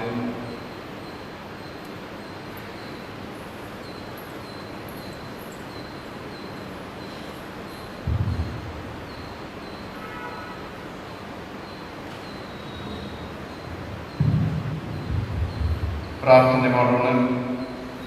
ಕೃಪಾಳು ದೇವರೇ, ನಿನ್ನ ಪವಿತ್ರ ನಾಮಕ್ಕೆ ನಾವು ಸ್ತೋತ್ರ ಸಲ್ಲಿಸ್ತೇವೆ. ನಾವು ಸಭೆಯಾಗಿ ತಲೆಬಾಗಿ ನಿನ್ನ ಸನ್ನಿಧಾನದಲ್ಲಿ ನಮ್ಮ ಅನ್ಯೋನ್ಯತೆಗಾಗಿ ಪ್ರಾರ್ಥಿಸುತ್ತೇವೆ. ದಕ್ಷಿಣ ಭಾರತ ಸಭೆ ಸ್ಥಾಪನೆಯಾಗಿ ಇಂದಿಗೆ 73 ವರ್ಷಗಳು ಸಂದಿರುವುದು. ನಮ್ಮ 40 ಲಕ್ಷ ಜನಸಂಖ್ಯೆ ಸಭೆಯ ಸದಸ್ಯರಾಗಿರುವಂತಹ ಈ ಮಹಾಸಭೆಯನ್ನು ನೀನು ಕಳೆದ ಎಲ್ಲ ವರ್ಷಗಳು ಆಶೀರ್ವದಿಸುತ್ತಾ ಬಂದ ಹಾಗೆ ಮುಂದಿನ ವರ್ಷಗಳಲ್ಲಿ ಕೂಡ ಆಶೀರ್ವದಿಸುತ್ತೆ ಎಂದು ನಂಬಿ ನಿನಗೆ ಸ್ತೋತ್ರ ಸಲ್ಲಿಸುತ್ತೇವೆ. ನಮ್ಮ ಸಭೆಗಳ ಎಲ್ಲ ನಾಯಕರುಗಳನ್ನು ನಾವು ನೆನಪು ಮಾಡಿಕೊಳ್ಳುತ್ತೇವೆ. ನಮ್ಮ CSI ಸಭೆಯ ಮಹಾಧ್ಯಕ್ಷರು ಧರ್ಮರಾಜ್ ರಸಾಲೆಂಬ ನಿನ್ನ ಸೇವಕರು, ನಮ್ಮ ಉತ್ತರ ಕರ್ನಾಟಕ ಸಭೆಯ ಸಭಾ ಪ್ರಾಂತದ ಅಧ್ಯಕ್ಷರಾಗಿರುವಂತಹ right reverend Ravikumar James Niranjan ಎಂಬುವರು, ಉತ್ತರ ಭಾರತ ಸಭೆಯ ಮಹಾಧ್ಯಕ್ಷರು ಮೆಟ್ರೋಪಾಲಿಟನ್ ಮಾರ್ತಮ ಸಭೆಯವರು ಶುದ್ಧ ಮನಸ್ಸಾಕ್ಷಿಯಿಂದ ತಮ್ಮ ಸೇವೆಯನ್ನು ನೆರವೇರಿಸುವಂತೆ ನಿನ್ನ ಆಶೀರ್ವಾದ ಇವರಿಗೆ ಅನುಗ್ರಹಿಸು. ಕರ್ತನೆ, ನಮ್ಮ ಸಂತ ಥಾಮಸ್ ಸಭೆಗಾಗಿ ನಿನಗೆ ಸ್ತೋತ್ರ. ಈ ಸಭೆಯ ಎಲ್ಲ ಕುಟುಂಬಗಳಿಗಾಗಿ ಸ್ತೋತ್ರ. ನಿನ್ನ ಆಶೀರ್ವಾದದಿಂದ ನಾವೆಲ್ಲರೂ ಪ್ರೀತಿ ಅನ್ಯೋನ್ಯತೆಯಲ್ಲಿ ಐಕ್ಯತೆಯಲ್ಲಿ ಪರಸ್ಪರ ಸಹಾಯ ಮಾಡುತ್ತಾ ಪರಸ್ಪರ ಉತ್ತೇಜನ ಕೊಡುತ್ತಾ ಮುಂದೆ ಸಾಗುವುದಕ್ಕಾಗಿ ನಿನ್ನನ್ನು ಕೊಂಡಾಡಿ ನಮ್ಮ ಸಭೆಯ ಮೇಲೆ ನಿನ್ನ ಆಶೀರ್ವಾದ ಅನುಗ್ರಹಿಸು. ನಮ್ಮ ಸುತ್ತಲೂ ಹಬ್ಬಿರ ಕೊರೋನಾ ಎಂಬ ಸೋಂಕು ರೋಗದ ನಿಮಿತ್ತವಾಗಿ ಯಾರಿಗೆಲ್ಲ ಸ್ವಾಮಿ ತೊಂದರೆಯಾಗಿದೆಯೋ, ಈ ರೋಗಕ್ಕೆ ತುತ್ತಾಗಿದ್ದಾರೋ, ಬಲಿಯಾಗಿದ್ದಾರೋ ಅವರೆಲ್ಲರನ್ನ ನೆನಪು ಮಾಡಿಕೊಂಡು ಅವರ ಸ್ವಸ್ಥತೆಗಾಗಿ ನಿನ್ನಲ್ಲಿ ಪ್ರಾರ್ಥಿಸ್ತೇವೆ. ದಯವಿಟ್ಟು ನಿನ್ನ ಸಹಾಯದ ಹಸ್ತವನ್ನು, ಸ್ವಸ್ಥತೆಯ ಹಸ್ತವನ್ನು ಅವರ ಮೇಲೆ ಚಾಚಿ ಸ್ಪರ್ಶಿಸಿ ಅವರನ್ನು ಸ್ವಸ್ಥಪಡಿಸಿ ತಿರುಗಿ ಅವರು ನಿನ್ನ ಪವಿತ್ರ ಆಲಯಕ್ಕೆ ಬಂದು ನಿನ್ನನ್ನು ಆರಾಧಿಸುವ ಕೃಪೆ ನೀನು ಅನುಗ್ರಹಿಸು. ಕರ್ತನೆ, ಬಡವರನ್ನ, ಹೊಟ್ಟೆಗಿಲ್ಲದವರನ್ನ, ಅನಾಥರನ್ನ, ವಿಧವೆಯರನ್ನ ನೆನಪು ಮಾಡಿಕೊಳ್ಳುತ್ತೇವೆ. ಕಷ್ಟದಲ್ಲಿರುವ ಎಲ್ಲ ನಿನ್ನ ಮಕ್ಕಳನ್ನು ನೆನೆಸಿಕೊಳ್ಳುತ್ತೇವೆ. ಬಡತನದಿಂದಾಗಿ ಉದ್ಯೋಗ ಕಳೆದುಕೊಂಡಿರುವ ಅನೇಕರು ಬಡವರಾಗಿ ಜೀವಿಸುವ ಪರಿಸ್ಥಿತಿಗೆ ನೂಕಲ್ಪಟ್ಟಿದ್ದಾರೆ. ನೆನೆಸಿಕೊಳ್ಳುತ್ತೇವೆ ಸ್ವಾಮಿ. ಅವರೆಲ್ಲರಿಗೂ ನಿನ್ನ ಸಹಾಯ, ನಿನ್ನ ಆಶೀರ್ವಾದ ಅನುಗ್ರಹಿಸು. ನಮ್ಮ ದೇಶದ ಮೇಲೆ ನಿನ್ನ ಕೃಪೆ ಇರಲಿ. ಪ್ರಧಾನಮಂತ್ರಿಗಳಿಂದ ಹಿಡಿದು ಪೌರ ಕಾರ್ಮಿಕರವರೆಗೆ ಪ್ರತಿಯೊಬ್ಬರನ್ನು ನೀನು ಆಶೀರ್ವದಿಸಿ ಎಲ್ಲರೂ ತಮ್ಮ ತಮ್ಮ ಸೇವೆಯನ್ನು ಕರ್ತನೆ ನಿನ್ನ ಮಹಿಮೆಗೋಸ್ಕರ, ಜನರ ಒಳಿತಿಗೋಸ್ಕರ ಮಾಡುವಂತೆ, ಕೊಟ್ಟ ಅವಕಾಶವನ್ನು ಉಪಯೋಗಿಸುವಂತೆ ಆಶೀರ್ವಾದ ಮಾಡು. ನಿನ್ನ ಕೃಪೆ ನಮ್ಮೆಲ್ಲರ ಮೇಲಿರಲಿ. ಕರ್ತನಾದ ಯೇಸುವಿನ ನಾಮದಲ್ಲಿ ಬೇಡಿದ್ದೇವೆ ನಮ್ಮ ತಂದೆಯೇ, ಆಮೆನ್.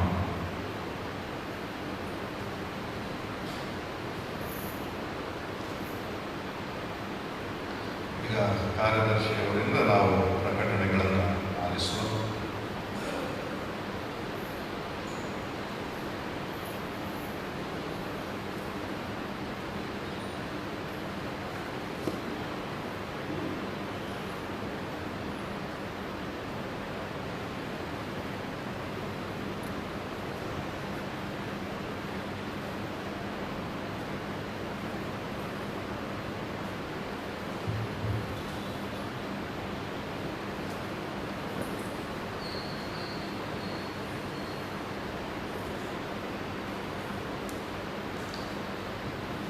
ಸಭಾ ಪ್ರಕಟಣೆಗಳು. ಈ ವಾರ ಸಭೆಯವರಿಗೆ ತಿಳಿಸಬೇಕಾದ ಸಭಾ ವಿಷಯಗಳು. ಪ್ರೀತಿಯ ಸಭೆಯವರೇ, ಕೋವಿಡ್-19 ಅಥವಾ ಕೊರೋನಾ ರಾಜ್ಯಾದ್ಯಂತ ವ್ಯಾಪಕವಾಗಿ ಹರಡುತ್ತಿದ್ದು ತೀವ್ರತೆ ಪ್ರಬಲವಾಗಿರುವುದರಿಂದ ಪರಿಣಾಮಗಳು ಆಘಾತಕಾರಿಯಾಗಿದೆ.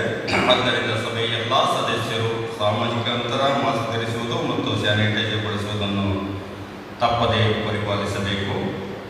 ದಯಮಾಡಿ ಆರಾಧನೆ ತರುವಾಯ ಹಾಗೂ ಆರಾಧನೆ ನಡೆಯುವಾಗ ಆವರಣದಲ್ಲಿ ಗುಂಪುಗೂಡದೆ ಸ್ವಯಂ ನಿಯಂತ್ರಣ ಮಾಡಿಕೊಂಡು ಕೊರೋನಾದಿಂದ ದೂರವಿರೋಣ. ನಮ್ಮ ಸಭೆ ಹಾಗೂ ಕುಟುಂಬದ ಆರೋಗ್ಯಕ್ಕೆ ನಾವೇ ಮಾರ್ಗೋಪಾಯಗಳನ್ನು ಕಂಡುಕೊಂಡು ಸುರಕ್ಷಿತವಾಗಿರೋಣ. ಇದು ಸಭಾಭವನ ಸಮಿತಿಯ ಕಳಕಳಿಯ ಮನವಿ. ಈ ದಿನ ಆರಾಧನೆ ತರುವಾಯ 11 ಗಂಟೆಗೆ ಹಿರಿಯ ನಾಗರಿಕರಿಗಾಗಿ ಆರಾಧನೆ ಇರುತ್ತದೆ. ಇಂದು ಹಿರಿಯ ನಾಗರಿಕರ ಭಾನುವಾರ ಆದ್ದರಿಂದ ಅವರಿಗಾಗಿ ವಿಶೇಷ ಆರಾಧನೆ ಇದ್ದು ಅದರ ನಿರ್ವಹಣೆಯನ್ನು ಹಿರಿಯರೇ ಮಾಡಲಿದ್ದಾರೆ. ನಮ್ಮ ಸಭೆಯ ಎಲ್ಲ ಹಿರಿಯರು ಇದರಲ್ಲಿ ಭಾಗವಹಿಸುವ ಮೂಲಕ ಹಾಗೂ ಅವರ ಆರೋಗ್ಯ ಸುರಕ್ಷೆ ಮೂಲಕ ಆತ್ಮಿಕ ಪ್ರಯೋಜನ ಹೊಂದಲು ಕೋರುತ್ತೇನೆ.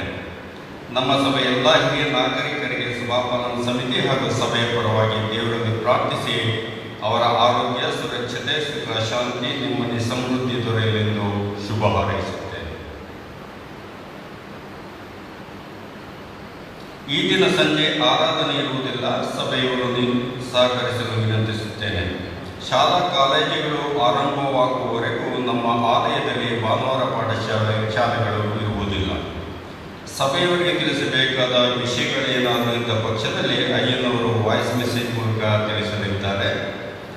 ಕಳೆದ ವಾರ ದೇವಾಲಯದಲ್ಲಿ ಸಂಗ್ರಹವಾದ ಕಾಣಿಕೆಯ ವಿವರಗಳು: ಆರಾಧನೆಯ ಕಾಣಿಕೆ 6,300 ರೂಪಾಯಿಗಳು, ಕೃತಜ್ಞತಾ ಕಾಣಿಕೆ 100 ರೂಪಾಯಿಗಳು, ಜನನ ದಿನದ ಕಾಣಿಕೆ 200 ರೂಪಾಯಿಗಳು, ದೇವಾಲಯದ ನಿರ್ವಹಣಾ ಕಾಣಿಕೆ 3,900 ರೂಪಾಯಿಗಳು, ಬಡವರ ನಿಧಿಗೆ ಬಂದ ಕಾಣಿಕೆ 1,000 ರೂಪಾಯಿಗಳು, ವೈದ್ಯಕೀಯ ನಿಧಿಗೆ 700 ರೂಪಾಯಿಗಳು. ಹೀಗೆ ಹೂಡಿಕೆಯಾದ ಒಟ್ಟು ಕಾಣಿಕೆ 13,100 ರೂಪಾಯಿಗಳು. ಸಂಜೆ ಆರಾಧನೆಯ ಕಾಣಿಕೆಯ ವಿವರಗಳು: ಆರಾಧನೆ ಕಾಣಿಕೆ 1,710 ರೂಪಾಯಿಗಳು, ವಿವಾಹ ವಾರ್ಷಿಕೋತ್ಸವದ ಕಾಣಿಕೆ 150 ರೂಪಾಯಿಗಳು, ಸ್ನಾನದೀಕ್ಷೆಯ ಆರಾಧನೆ ಕಾಣಿಕೆ 1,000 ರೂಪಾಯಿಗಳು. ಹೀಗೆ ಹೂಡಿಕೆಯಾದ ಒಟ್ಟು ಕಾಣಿಕೆ 2,860 ರೂಪಾಯಿಗಳು. ಮದುವೆಯ ಆರಾಧನೆಯಿಂದ ಬಂದ ಕಾಣಿಕೆ 2,720 ರೂಪಾಯಿಗಳು. ಕಳೆದ ವಾರ ವಿಶೇಷ ಕಾಣಿಕೆ ನೀಡಿದವರು ಕೃತಜ್ಞತಾ ಕಾಣಿಕೆಯಾಗಿ ರಾಬಿನ್ ರತ್ನದಾಸರವರು 100 ರೂಪಾಯಿಗಳನ್ನು ಕೊಟ್ಟಿರುತ್ತಾರೆ. ಮಕ್ಕಳ ವಿದ್ಯಾನಿಧಿಗೆ ತಾರಾದಾಸ್ ಕುಟುಂಬದವರು 1,000 ರೂಪಾಯಿಗಳನ್ನು ಕೊಟ್ಟಿರುತ್ತಾರೆ. ದೇವಾಲಯದ ನಿರ್ವಹಣೆ ನಿಧಿಗೆ ಮಾರ್ತಮ್ಮರವರು 500 ರೂಪಾಯಿಗಳನ್ನು ಕೊಟ್ಟಿರುತ್ತಾರೆ. ಕೃತಜ್ಞತಾ ಕಾಣಿಕೆಯಾಗಿ ಸಹೋದರರೊಬ್ಬರು 1,000 ರೂಪಾಯಿಗಳನ್ನು ಕೊಟ್ಟಿರುತ್ತಾರೆ. ಸಹೋದರರೊಬ್ಬರು ದಶಮಾಂಶ ಕಾಣಿಕೆಯಾಗಿ 500 ರೂಪಾಯಿಗಳನ್ನು ಕೊಟ್ಟಿರುತ್ತಾರೆ. ಹೀಗೆ ವಿಶೇಷ ಕಾಣಿಕೆ ನೀಡಿದವರಿಗೆ ಧನ್ಯವಾದಗಳು. ಸಂಡೇ ಸ್ಕೂಲ್ ಬಿಲ್ಡಿಂಗ್ ಕನ್ಸ್ಟ್ರಕ್ಷನ್ಗೆ ಡೊನೇಷನ್ ನೀಡಿದವರು ಸುಶೀಲಾ ಕೋಟ್ಯಾನ್ರವರು 10,000 ರೂಪಾಯಿಗಳನ್ನು, ಎಸ್ ಪಿ ದೇವರಾಜ್ ಕುಟುಂಬದವರು 10,000 ರೂಪಾಯಿಗಳನ್ನು, ಜಾನ್ ಪ್ರಭಾಕರ್ ಅವರು 5,501 ರೂಪಾಯಿಗಳನ್ನು, ದೇವ್ ಪ್ರಸಾದ್ ರವರು 5,000 ರೂಪಾಯಿಗಳನ್ನು, ಚಾರ್ಲ್ಸ್ ಬಂಗೇರವರು 5,000 ರೂಪಾಯಿಗಳನ್ನು ಕೊಟ್ಟಿರುತ್ತಾರೆ. ವಿಲ್ಸನ್ ಅರ್ನೆಸ್ಟ್ ರವರು 10,000 ರೂಪಾಯಿಗಳನ್ನು ಸಂಡೇ ಸ್ಕೂಲ್ ಬಿಲ್ಡಿಂಗ್ ಕನ್ಸ್ಟ್ರಕ್ಷನ್ಗೆ ಕೊಟ್ಟಿರುತ್ತಾರೆ. ನಮ್ಮ ಸಭೆಯ ಮಕ್ಕಳ ಆತ್ಮೀಕ ಶ್ರೇಯೋಭಿವೃದ್ಧಿಗೆ ಉದಾರವಾಗಿ ದೇಣಿಗೆ ನೀಡಿದ ಇವರೆಲ್ಲರಿಗೂ ಸಭೆಯ ಹಾಗೂ ಸಭಾಪಾಲನಾ ಸಮಿತಿಯ ಪರವಾಗಿ ವಿಶೇಷ ಧನ್ಯವಾದಗಳನ್ನು ತಿಳಿಸುತ್ತೇವೆ. ದೇವರ ಕೃಪೆಯಿಂದ ಈ ವಾರ ತಮ್ಮ ಜನ್ಮದಿನವನ್ನು ಆಚರಿಸಿಕೊಳ್ಳಲಿರುವವರು 27/9/2020 Ana Lillian, Jonathan Keith Samson, 28/9/20 Jacintha Christabel, David Solomon, Emmanuel, Melanie, Nisarga Niveditha, Nishchal Stephen, 29/9/20 Veronica Celestina, Priyanka, Jones Bhashyam, 30/9/20 Margaret ಮಾರ್, Sharon Patil, 1/10/20 Austin Leonard, Christian Sushil Kumar, Ashlin Sweden, 2/10/20 Saroja Sampath Kumari, S Sandeep. ದೇವರ ಕೃಪೆಯಿಂದ ಈ ವಾರ ತಮ್ಮ ವಿವಾಹ ವಾರ್ಷಿಕೋತ್ಸವವನ್ನು ಆಚರಿಸಿಕೊಳ್ಳಲಿರುವವರು 27/9/20 ಶ್ಯಾಮ್ ಸುಂದರ್ ಪಾಟೀಲ್ ಮತ್ತು ಸುಮಿತ್ರಾ, 2/10/20 ವರಪ್ರಸಾದ್ ಮತ್ತು ಸಂಗೀತ, 3/10/20 ಇಮ್ಯಾನ್ಯುಯಲ್ ಮತ್ತು ಫ್ಯಾನ್ಸ್. ಸಮುದಾಯ ಭವನದ ಪ್ರಕಟಣೆ: ಸಂತ ಥಾಮಸ್ ಸಮುದಾಯ ಭವನದಲ್ಲಿ ಕಳೆದ ವಾರ ಅರ್ಧ ದಿನದ ಒಂದು ಕಾರ್ಯಕ್ರಮ ನಡೆದಿರುತ್ತದೆ. ಮದುವೆಯ ಪ್ರಕಟಣೆ: ನಮ್ಮ ಸಭೆಯ ಸದಸ್ಯರಾದ ಶ್ರೀಯುತ ಪ್ರವೀಣ್ ಕುಮಾರ್ ಅಮ್ಮಣ್ಣರವರ ಮಗನಾದ ಕ್ಲಿಂಟನ್ ರೂಪಸ್ ಎಂಬಾತನಿಗೂ Unakal Hubli CSI Muller Memorial ದೇವಾಲಯದ ಸದಸ್ಯರಾದ ಎಡ್ವಿನ್ ಖಾನಾಪುರ್ ಅವರ ಮಗಳಾದ ಇವ್ಯಾಂಜಲಿನ್ ಎಂಬಾಕೆಗೂ ಪರಿಶುದ್ಧ ವಿವಾಹವು ನಡೆಯುವುದೆಂದು ಪ್ರಕಟಿಸುತ್ತೇನೆ. ಇದು ಮೊದಲನೆಯ ಪ್ರಕಟಣೆಯಾಗಿರುತ್ತದೆ. ಇವರುಗಳು ಮದುವೆಯಾಗಬಾರದು ಎಂಬುದಕ್ಕೆ ನಿಮ್ಮಲ್ಲಿ ಯಾರಿಗಾದರೂ ನ್ಯಾಯಸಮ್ಮತವಾದ ಕಾರಣಗಳೇನಾದರೂ ಇರುವುದಾದರೆ ಅಥವಾ ತಿಳಿದಿದ್ದ ಪಕ್ಷದಲ್ಲಿ ಅಂಥವರು ತಕ್ಕ ಸಮಯದಲ್ಲಿ ಸಭಾಪಾಲಕರಿಗೆ ಲಿಖಿತ ಮೂಲಕ ತಿಳಿಸತಕ್ಕದ್ದು. ತದನಂತರ ಯಾರೂ ಇದಕ್ಕೆ ಅಡ್ಡಿಪಡಿಸಬಾರದು. ಮದುವೆ ಮೂಲಕ ಒಂದಾಗುವುದಕ್ಕೆ ನಿಶ್ಚಯಿಸಿಕೊಂಡ ಈ ಯೌವನಸ್ಥ ಮಕ್ಕಳಿಗೆ ದೇವರ ಕೃಪಾಶೀರ್ವಾದಗಳು ದೊರೆಯಲೆಂದು ಪ್ರಾರ್ಥಿಸುತ್ತೇನೆ. ನಮ್ಮ ದೇವಾಲಯದ 124ನೇ ವರ್ಷದ ವಾರ್ಷಿಕೋತ್ಸವ ಹಾಗೂ ದೃಢೀಕರಣ ವಿಶೇಷ ಆರಾಧನೆಯು ದಿನಾಂಕ 4/10/2020 ಭಾನುವಾರ ಬೆಳಗ್ಗೆ 8:30 ಗಂಟೆಗೆ ನಡೆಯಲಿದೆ. ಈ ವಿಶೇಷ ಆರಾಧನೆಯಲ್ಲಿ ನಮ್ಮ ಉತ್ತರ ಸಭಾ ಪ್ರಾಂತದ ಪೂಜ್ಯ ಬಿಷಪರಾದ ರೈಟ್ ರೆವರೆಂಡ್ RJ ನಿರಂಜನ್ ಅಯ್ಯನವರು ಪಾಲ್ಗೊಂಡು ಯೌವನಸ್ಥ ಮಕ್ಕಳು ಹಾಗೂ ದೃಢೀಕರಣಾರ್ಥಿಗಳನ್ನು ಆಶೀರ್ವದಿಸಲಿದ್ದಾರೆ. ಇದು ಸಭೆಯವರ ಗಮನಕ್ಕೆ. ಇವರೊಂದಿಗೆ ಬಿಷಪ್ ಅಮ್ಮನವರು ಹಾಗೂ ಉತ್ತರ ಸಭಾ ಪ್ರಾಂತ್ಯದ ಮಹಿಳಾ ಅನ್ಯೋನ್ಯಕೂಟದ ಅಧ್ಯಕ್ಷಿಣಿಯಾದ ರೆವರೆಂಡ್ ಹನ್ನಾ ನಿರಂಜನ್ ಅಮ್ಮನವರು, ರೆವರೆಂಡ್ MS ಕುಲ್ಮಿ ಅಯ್ಯ ಹಾಗೂ ರೆವರೆಂಡ್ ಸತ್ಯಬಾಬು ಸ್ವಾಮಿಯಲ್ ಅಯ್ಯನವರು ಪಾಲ್ಗೊಳ್ಳಲಿದ್ದಾರೆ. ಭಕ್ತಿ ಸಂಜೀವನ ಕೂಟಗಳು. ನಮ್ಮ ದೇವಾಲಯದ 124ನೇ ವರ್ಷದ ವಾರ್ಷಿಕೋತ್ಸವ ಹಾಗೂ ದೃಢೀಕರಣ ಆರಾಧನೆ ಪ್ರಯುಕ್ತ ದಿನಾಂಕ 30/9/20, 1/10/20, 2/10/20ರಂದು ಅಂದರೆ ಬುಧವಾರ, ಗುರುವಾರ ಮತ್ತು ಶುಕ್ರವಾರದಂದು 3 ದಿನಗಳ ಕಾಲ ಸಂಜೆ 6 ಗಂಟೆಗೆ ದೇವಾಲಯದಲ್ಲಿ ಭಕ್ತಿ ಸಂಜೀವನ ಕೂಟಗಳು ನಡೆಯಲಿವೆ. ಮುಖ್ಯ ಸಂದೇಶಕರಾಗಿ ಸಹೋದರ ಮಾನ್ಯ ನೂರುದ್ದೀನ್ ಮುಲ್ಲಾರವರು ಆಗಮಿಸಲಿದ್ದಾರೆ. ಸಭೆಯವರು ಈ ಕೂಟಗಳಲ್ಲಿ ಭಾಗವಹಿಸುವ ಮೂಲಕ ಆತ್ಮೀಕ ಪ್ರಯೋಜನ ಪಡೆಯಲು ಸಭಾಪಾಲನಾ ಸಮಿತಿಯ ಪರವಾಗಿ ತಮ್ಮನ್ನು ಕೇಳಿಕೊಳ್ಳುತ್ತೇವೆ. ದೃಢೀಕರಣಾರ್ಥಿಗಳಲ್ಲಿ ವಿಶೇಷ ಮನವಿ. ದಿನಾಂಕ 4/10/20 ಭಾನುವಾರದಂದು ನಡೆಯಲಿರುವ ದೃಢೀಕರಣ ಆರಾಧನೆಯಲ್ಲಿ ದೃಢೀಕರಣ ಹೊಂದಲಿರುವ ಯೌವನಸ್ಥ ಮಕ್ಕಳು ಹಾಗೂ ದೃಢೀಕರಣಾರ್ಥಿಗಳು ಬೆಳಗ್ಗೆ 8 ಗಂಟೆಗೆ ಸರಿಯಾಗಿ ದೇವಾಲಯದಲ್ಲಿ ಅಥವಾ ಅಯ್ಯನವರು ಸೂಚಿಸಿದ ಸ್ಥಳಕ್ಕೆ ಆಗಮಿಸಿ ಸರಿಯಾದ ಸಮಯಕ್ಕೆ ಆರಾಧನೆ ಪ್ರಾರಂಭ ಮಾಡುವುದಕ್ಕೆ ಸಹಕಾರ ನೀಡಬೇಕೆಂದು ಅಭ್ಯರ್ಥಿಗಳಲ್ಲಿ ಅವರ ಪೋಷಕರಲ್ಲಿ ಈ ಮೂಲಕ ವಿನಂತಿಸುತ್ತೇನೆ. ಕಂಪ್ಯೂಟರ್ ಸಿಸ್ಟಮ್ ಉದ್ಘಾಟನೆ. ದೇವಾಲಯದಲ್ಲಿ ಡಿಜಿಟಲೈಸ್ಡ್ ಅಥವಾ ಗಣಕೀಕರಣದ ವ್ಯವಸ್ಥೆ ಇದ್ದು ನಮ್ಮ ಪೂಜ್ಯ ಬಿಷಪರಾದ ರೈಟ್ ರೆವರೆಂಡ್ RJ ನಿರಂಜನ್ ಅಯ್ಯನವರು ಆರಾಧನೆಯ ತರುವಾಯ ಅದನ್ನು ಸಾಂಕೇತಿಕವಾಗಿ ಉದ್ಘಾಟಿಸಿ ಪ್ರಥಮ ಹಣ ಪಾವತಿಯ ಮೂಲಕ ರಸೀದಿ ಪಡೆಯಲಿದ್ದಾರೆ. ಉದ್ಘಾಟನಾ ಕಾರ್ಯಕ್ರಮಗಳು. ನಮ್ಮ ದೇವಾಲಯದ ಆವರಣದಲ್ಲಿ ಕನ್ಸ್ಟ್ರಕ್ಷನ್ ಹಂತದಲ್ಲಿರುವ ಸಂಡೇ ಸ್ಕೂಲ್ ಬಿಲ್ಡಿಂಗ್ಗೆ ಹೊಂದಿಕೊಂಡಿರುವ ವುಮೆನ್ಸ್ ಫೆಲೋಶಿಪ್ ಹಾಗೂ ವಿಕ್ಟರಿ ಯೂಸ್ನ ರೂಮ್ಸ್ಗಳನ್ನು ಆರಾಧನೆಯ ತರುವಾಯ ಪೂಜ್ಯ ಬಿಷಪ್ರಾದ ರೈಟ್ ರೆವರೆಂಡ್ RJ ನಿರಂಜನ್ ಅಯ್ಯನವರು, ನಮ್ಮ ಸಭೆಯ ಸಭಾಪಾಲಕರಾದ ಪಾಲ್ ಶಿಂದೆ ಅಯ್ಯನವರು, ಬಿಷಪ್ ಅಮ್ಮನವರು ಹಾಗೂ ಆಗಮಿಸಲಿರುವ ಸಭಾಪಾಲಕರುಗಳ ಉಪಸ್ಥಿತಿಯಲ್ಲಿ ಸಭೆಯವರ ಸಮ್ಮುಖದಲ್ಲಿ ಉದ್ಘಾಟಿಸಿ ವಿವಿಧ ಅಂಗಸಂಸ್ಥೆಗಳ ಉಪಯೋಗಕ್ಕೆ ಸಮರ್ಪಿಸಲಿದ್ದಾರೆ. ಅನಂತರದಲ್ಲಿ ಸಂತ ಥಾಮಸ್ ಸಮುದಾಯ ಭವನದಲ್ಲಿ ನಿರ್ಮಾಣವಾಗಿರುವ ಶೀಟ್ ಶೆಲ್ಟರ್ ಡೈನಿಂಗ್ ಎಕ್ಸ್ಟೆನ್ಷನ್ ವಿಭಾಗವನ್ನು ಮತ್ತು ಕಮ್ಯುನಿಟಿ ಹಾಲ್ಗೆ ಹೊಂದಿಕೊಂಡಿರುವ ನೂತನ ಬ್ರೈಟ್ ರೂಮ್ ಅನ್ನು ಉದ್ಘಾಟಿಸಿ ಸಾರ್ವಜನಿಕರ ಉಪಯೋಗಕ್ಕೆ ಬಿಡುಗಡೆಗೊಳಿಸಲಿದ್ದಾರೆ. ಈ ಎರಡೂ ಕಾರ್ಯಕ್ರಮಗಳಲ್ಲಿ ಸಭೆಯವರು, ಸಭಾಪಾಲನಾ ಸಮಿತಿ ಎಲ್ಲ ಸದಸ್ಯರು, ಮುಖ್ಯವಾಗಿ ವುಮೆನ್ಸ್ ಫೆಲೋಶಿಪ್ನ ಮತ್ತು ವಿಕ್ಟರಿ ಯೂಸ್ನ ಎಲ್ಲ ಪದಾಧಿಕಾರಿಗಳು, ಸದಸ್ಯರು, ಸಂಡೇ ಸ್ಕೂಲ್ನ ಟೀಚರ್ಸ್ ಮತ್ತು ಪದಾಧಿಕಾರಿಗಳು ಹೆಚ್ಚಿನ ಸಂಖ್ಯೆಯಲ್ಲಿ ಭಾಗವಹಿಸಲು ತಮ್ಮನ್ನು ಸಭಾಪಾಲನಾ ಸಮಿತಿಯ ಪರವಾಗಿ ಅತ್ಯಂತ ಆತ್ಮೀಯವಾಗಿ ಕೋರುತ್ತೇನೆ.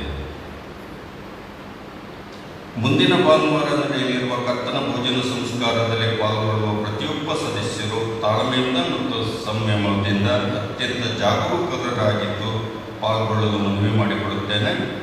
ಅಯ್ಯನವರು ನೀಡುವ ಸೂಚನೆಗಳನ್ನು ದಯವಿಟ್ಟು ಪರಿಪಾಲಿಸುವ ಮೂಲಕ ನಮ್ಮೊಂದಿಗೆ ಸಹಕರಿಸಿ ಕೋವಿಡ್ನ ಈ ಸಂಕಷ್ಟ ಸಮಯವನ್ನು ಅತ್ಯಂತ ಸುರಕ್ಷಿತವಾಗಿ ನಿಭಾಯಿಸಲು ಮತ್ತು ಪ್ರಾರ್ಥಿಸಿಕೊಳ್ಳುತ್ತೇನೆ. ಹಾಗೆಯೇ ಸಭಾವಂತಿಗೆ ಪಾವತಿ ಮಾಡುವರು ಅಥವಾ ಸಭಾವಂತಿಗೆ ಬಾಕಿಯನ್ನು ವಿಚಾರಿಸುವಂತಹ ಸಭೆಯವರು ದಯಮಾಡಿ ವರದರಾಜ್ ಮತ್ತು ಸಂಧ್ಯಾ ಸಾಲಮೋನ್ ಅವರನ್ನು ಸಂಪರ್ಕಿಸಿ ನಿಮ್ಮ ಮಾಹಿತಿಯನ್ನು ಪಡೆಯಬಹುದಾಗಿರುತ್ತದೆ. ಪ್ರಿಯರೇ,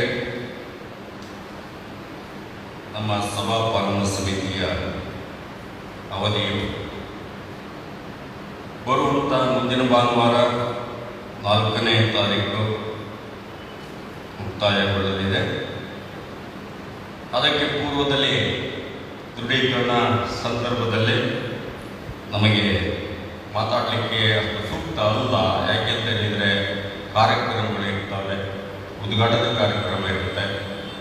ಎಲ್ಲ ಕಾರಣದಿಂದ ಇವತ್ತು ನನ್ನ ಒಂದು ವಿದಾಯದ ಒಂದೆರಡು ಮಾತುಗಳನ್ನು ಸಭೆಯ ಪರವಾಗಿ, ಸಭಾಪಾಲನಾ ಸಮಿತಿಯ ಪರವಾಗಿ, ನನ್ನ ಪರವಾಗಿ, ನನ್ನ ಕುಟುಂಬದ ಪರವಾಗಿ ಸಭೆಗೆ ತಿಳಿಸಬೇಕಾದ್ದು ನನ್ನ ಆದ್ಯ ಕರ್ತವ್ಯವೆಂದು ನಾನು ಭಾವಿಸುತ್ತೇನೆ. ಪ್ರಿಯರೇ, ಅಯೋಗ್ಯನಾದ ನನ್ನನ್ನು, ಹಾಗೆ ನಮ್ಮ ಫ್ರೆಂಡ್ಸ್ ಎಲ್ಲ ಕರೀತಾರೆ ಅಯೋಗ್ಯ ಕಾರ್ಯದರ್ಶಿ ಹಾಗೆ ಅಂತಲೇ ಇರಲಿ, ಅವರಿಗೆ ಒಳ್ಳೆಯದೇ ಆಗಲಿ. ನನ್ನನ್ನು ಒಂದು ಯೋಗ್ಯ ಸ್ಥಾನದಲ್ಲೇ ತಾವೆಲ್ಲ ತಂದು ನಿಲ್ಲಿಸಿದ್ದೀರಿ. ಪರಿಪೂರ್ಣವಾದಂತಹ ಕೆಲಸವನ್ನು ನಿರ್ವಹಿಸಿದಂಥ ಆತ್ಮತೃಪ್ತಿ, ಮನತೃಪ್ತಿ ನನಗಿದೆ. ಯಾಕೆಂದರೆ ಆತ್ಮಸಾಕ್ಷಿಯಾಗಿ, ಪ್ರಾಮಾಣಿಕವಾಗಿ, ನಿಷ್ಠೆಯಿಂದ, ಭಾಳ ಕಳಕಳಿ ಕಾಳಜಿಗಳನ್ನು ವಹಿಸಿ ಸಭೆಯ ಹಿತದೃಷ್ಟಿಯಿಂದ ನನ್ನ ಕಾರ್ಯದರ್ಶಿ ಸ್ಥಾನ ಇರ್ಬೋದು ಅಥವಾ ಸಭಾಪಾಲನಾ ಸಮಿತಿಯ ಸದಸ್ಯತ್ವದ ಸ್ಥಾನವನ್ನು ಪರಿಪೂರ್ಣವಾಗಿ ಸದುಪಯೋಗಪಡಿಸಿಕೊಂಡಿರುತ್ತೇನೆ. ಸಭೆಗೆ ಸಲ್ಲಬೇಕಾದ ನ್ಯಾಯ ಸಭಾ ಸದಸ್ಯರಿಗೆ ಸಲ್ಲಬೇಕಾದ್ದು, ಸಭಾಪಾಲಕರಿಗೆ ಮತ್ತು ಉತ್ತರ ಸಭಾ ಪ್ರಾಂತಕ್ಕೆ ಸಲ್ಲಿಸಬೇಕಾದಂಥ ನ್ಯಾಯ ತಲುಪಿಸುವಲ್ಲಿ ಅಥವಾ ಅವರಿಗೆ ಸಿಗಬೇಕಾದಂಥ ಪರಿಪೂರ್ಣವಾದಂಥ ಭಾಗಗಳು ಸಿಗುವಲ್ಲಿ ನಾನು ನನ್ನ ಕೈಲಾದ ಮಟ್ಟಿಗೆ ಸಹಾಯವನ್ನು ನಮ್ಮ ಸಭಾಪಾಲನಾ ಸಮಿತಿಯ ಸಹಾಯದೊಂದಿಗೆ ಮಾಡಿದ್ದೇನೆ. ಈ ಸಂತ ಥಾಮಸ್ ದೇವಾಲಯದ ಈ ಪೀಠದಲ್ಲಿ ನಿಂತ್ಕೊಂಡು ಮಾತಾಡೋದು ಸ್ವಲ್ಪ ಕಷ್ಟದ ಕೆಲಸ. ಯಾಕೆಂದರೆ ನಾವು ರಾಜಕೀಯ ಭಾಷಣ ಮಾಡಿದ್ದೇವೆ, ಸಾಮಾಜಿಕ, ಪತ್ರಿಕೋದ್ಯಮ, ಶಿಕ್ಷಣ ಕ್ಷೇತ್ರ ಎಲ್ಲದರಲ್ಲೂ ಕೂಡ ಕೈ ಆಡಿಸಿದ್ದೇನೆ. ಆದರೆ ಈ ಧಾರ್ಮಿಕ ಕ್ಷೇತ್ರ ಇದು ಒಂದೊಂದು ಮಾತುಗಳು ಕೂಡ ವಿಪರೀತವಾದಂಥ ಅರ್ಥಗಳನ್ನು ಕೊಡುತ್ತೆ. ಇಲ್ಲಿಯ ನಮ್ಮ ಮಾತುಗಳಿಗೆ ವ್ಯಾಖ್ಯಾನಗಳು ಜಾಸ್ತಿ ಇರುತ್ತೆ, ಕಾಮೆಂಟ್ಗಳು ಜಾಸ್ತಿ ಇರುತ್ತೆ. ನಾವು ಓದುವಾಗಲೂ ಕೂಡ ಈ ಪ್ರಕಟಣೆಗಳನ್ನು ಒಂದೊಂದು ಅಕ್ಷರಗಳನ್ನು ಭಾಳ ಕಾಳಜಿಯಿಂದ, ಕಳಕಳಿಯಿಂದ, ಎಚ್ಚರದಿಂದ ಓದಬೇಕಾಗತ್ತೆ.